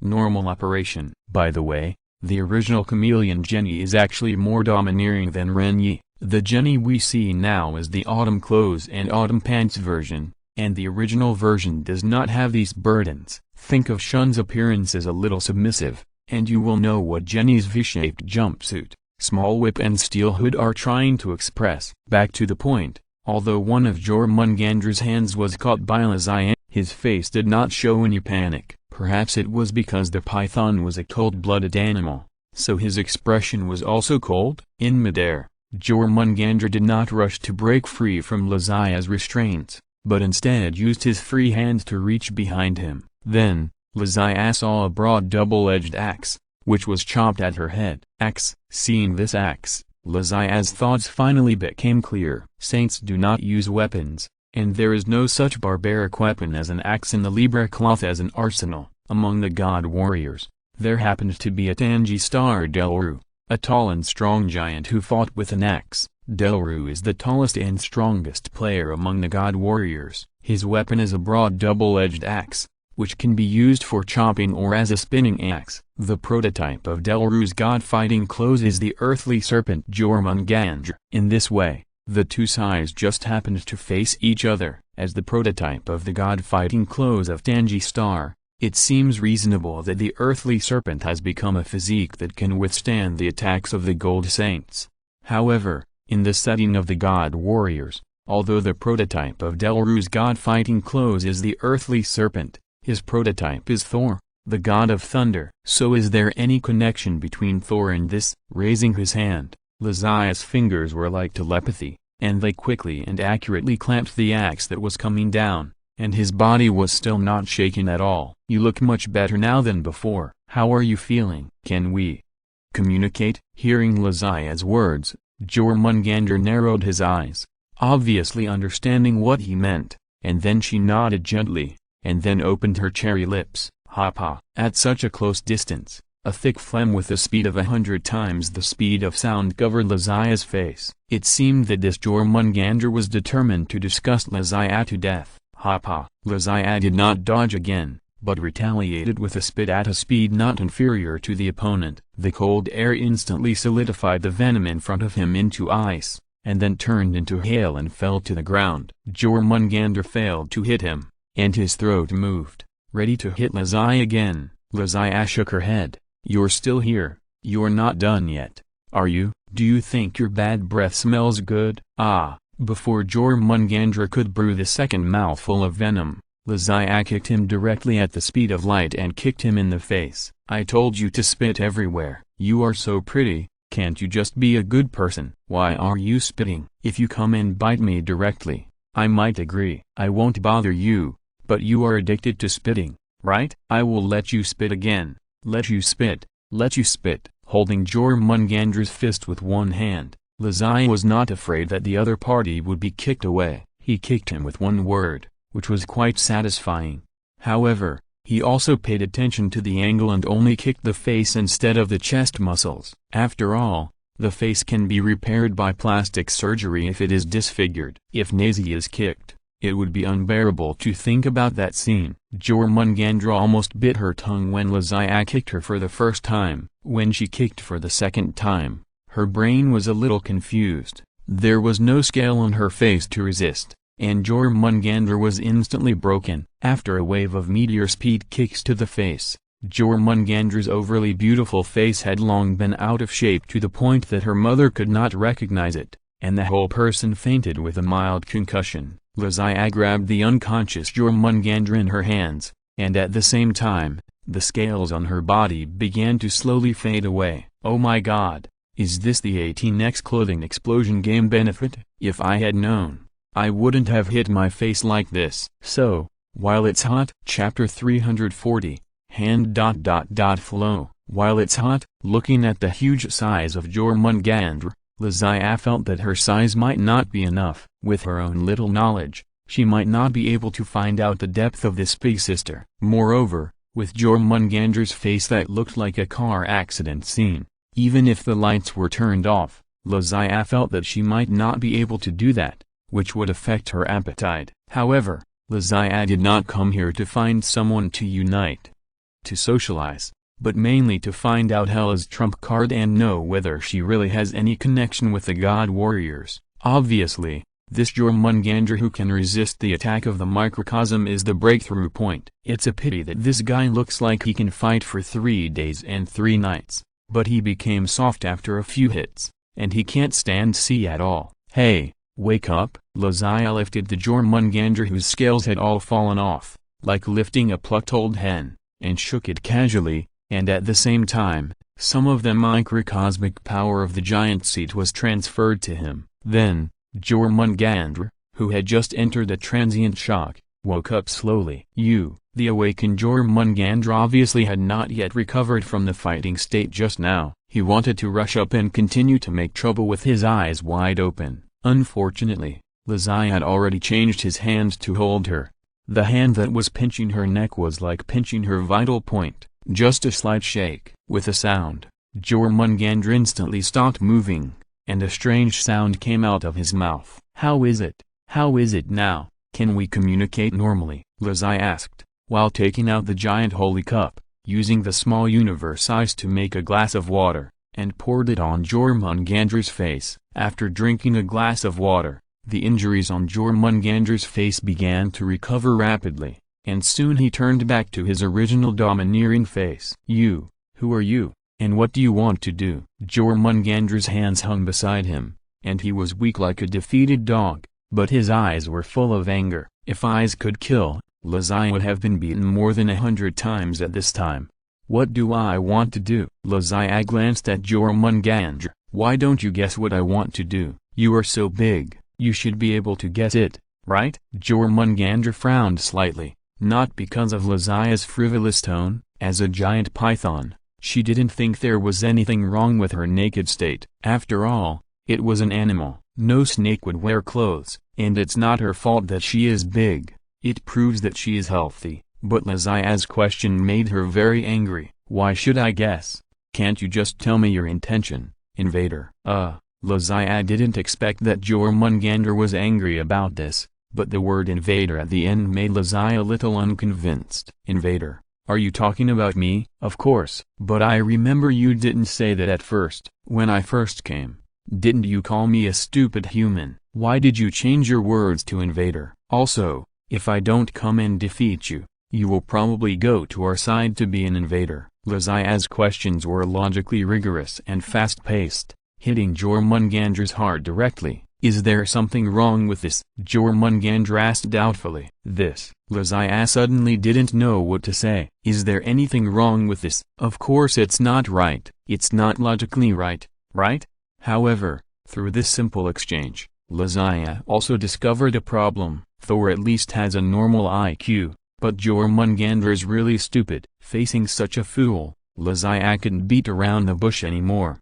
If she wanted to know something, she would just ask directly. Okay, let me ask you, what did you eat to have such an explosive body? No, I've said that. Let me ask again, why do you have the ability to resist the attacks of my small universe? And what's the matter with the scale suit that looked like armor on you just now? You should not have such strong defense. Did you encounter any adventure? The scale suit that looked like a god's fighting armor and was accompanied by a giant axe weapon could definitely not be an ability that Jormungandr possessed. As for how she obtained it, this needed to be clarified. Jormungandr thought about it seriously and said, "That's because I ate a lot of nutritious things for my body." Lysia covered her face. "I said the first question was a lie. You don't have to answer it. Just answer the second question directly." Jormungandr frowned. "I am answering the second question, because I ate a lot of nutritious things for my body, and then I digested them into my own body. The change in the scales is because I ate something similar to a set of armor, which has energy that helps me." "Is that really the case?" Lysia opened his eyes wide. "Then where did the armor you ate come from? Is there only one set? Are there other similar armors or people?" Jormungandr shook his head. "There is nothing else, just a set of armor, no people. It seems to have fallen from the sky." "Fell from the sky?" Lysia looked up at the sky. He didn't know what kind of land this was. The sky was foggy and he couldn't see what was on it. But Jormungandr's words reminded him of the giant king's cloth on his body. According to the orphanage's grandmother Joan's recollection, the grandpa's cloth was brought back from the outside by Lysia's predecessor one day before he traveled through time. Not to mention such a large metal box.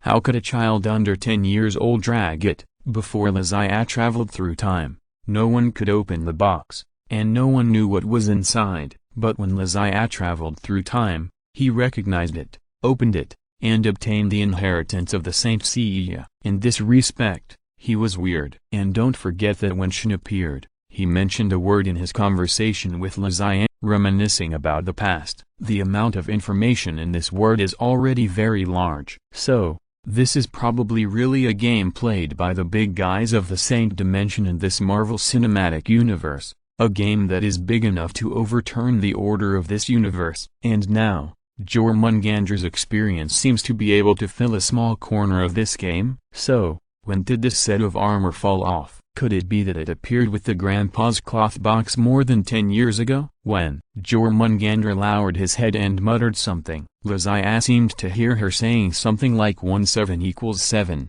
2 7s equals 48, March 8th Women's Day. After a long time, Jormungandr raised his head again and shouted confidently, "It felt 29 days ago." 29 days ago, wasn't that when I found myself coming out of the small dark room? So, this hole was planned to be filled at that moment. Chapter 341 Worse than Beasts. Jormungandr only knows this much about the appearance of the god fighting clothes. She doesn't know any more details. In short, this is a lucky snake that swallowed the Tangi star god fighting clothes that fell from the sky and gained powerful defensive capabilities. If Lysia didn't exist, this kid might even have embarked on a path of rising strongly and dominating the Marvel Cinematic Universe. This is almost another protagonist template that is not much different from Lysia. Unfortunately, this road to dominance was killed in its infancy by Lysia before it even started. Of course, this may also be related to Jormungandr's incomplete cheating.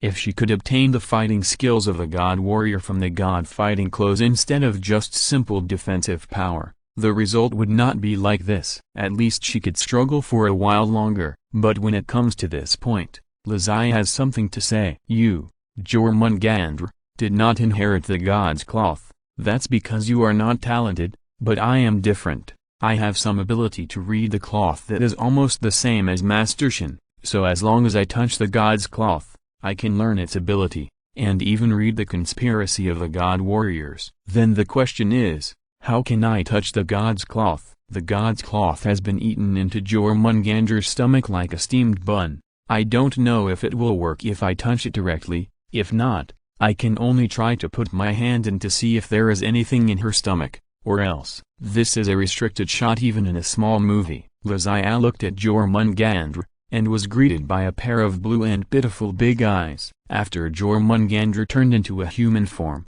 did his intelligence also become childish, and he also learned to act cute? Lazia couldn't help but sneer in her heart. Such a big girl, actually acted cute and pitiful here. Who are you trying to fool? It seems that you haven't suffered enough from the beating of society. After seeing through Jormungandr's scheme of playing miserable for attention, Lazia waved his hands and sang the song of scallion swinging. Alabama cha-cha, yeah beep beep beep. With the joyful rhythm, Jormungandra's two long white legs instantly turned into two large white scallions, swinging them wantonly in the air. That feeling was quite exciting. After swinging for a song, Lazia finally stopped. At this time, Jormungandra's eyes had turned into mosquito coils, and the whole snake was dizzy. I wanted to sing another Pure Land of Bliss, but looking at Jormungandra's appearance, I was afraid that he would not be able to hold on for another song, so it was better to give up decisively. After Jormungandra had slowed down a little,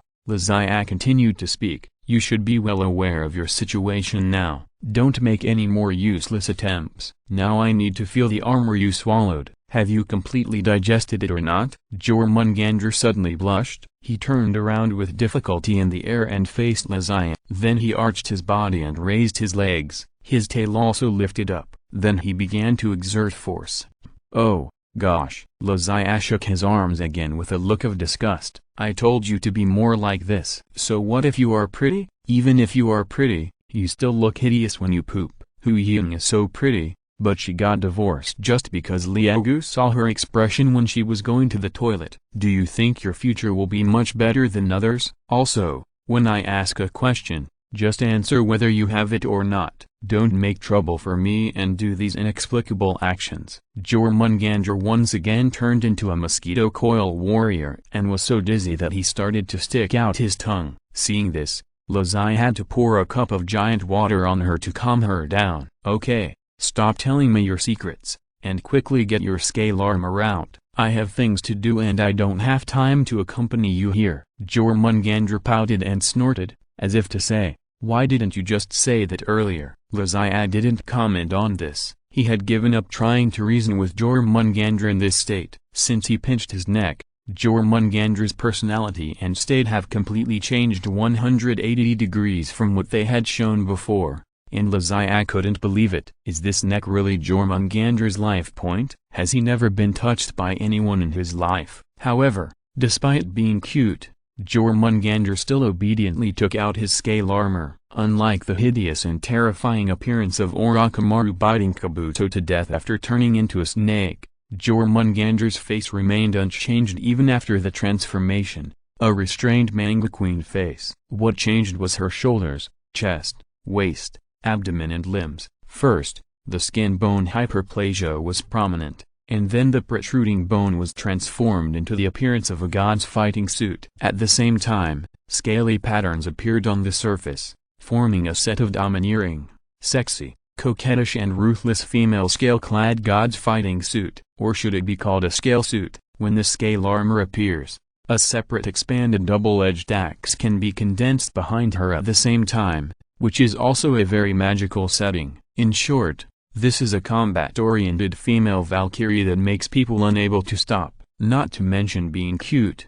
just standing there and not moving can make Otakus lick the screen crazily. But anyway, Lazia's goal has been achieved. Looking at the emerging scale suit, Lazia reached out and touched her shoulder armor. It's not that Lazia didn't want to touch the larger breastplate, but mainly because this breastplate was too close to her body, and it could even rise and fall with her breathing, which made Lazia, who was upright, a little reluctant to do it. So he had to touch the shoulder armor first. However, perhaps because of the wrong posture, Lazia could not feel any memory or skills when he touched it. This is impossible. Lazia changed places and touched the helmet, armor, combat boots, etc., but still found nothing. Master, what are you doing? Help me check my body? Jormungandr blinked his big blue eyes and asked with an ignorant look. Don't call me these inappropriate names. Don't say some inexplicable words, and don't look at me with such innocent eyes,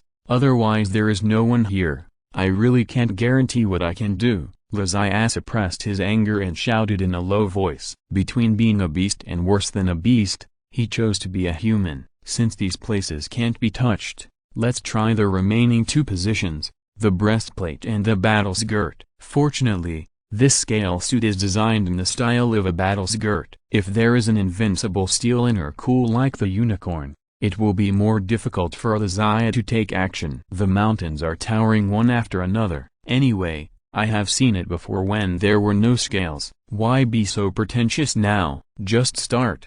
I touched the right side, but there was still no reaction. I touched the right side again. Suddenly, Lizzie's eyes went dark. End of this chapter. Thank you very much for reaching the end. Don't forget to like. Looking for more exclusive content and immediate access? Subscribe to our Patreon. Remember, every like, subscription, or donation encourages us to continue. Thanks to everyone. See you in the next video.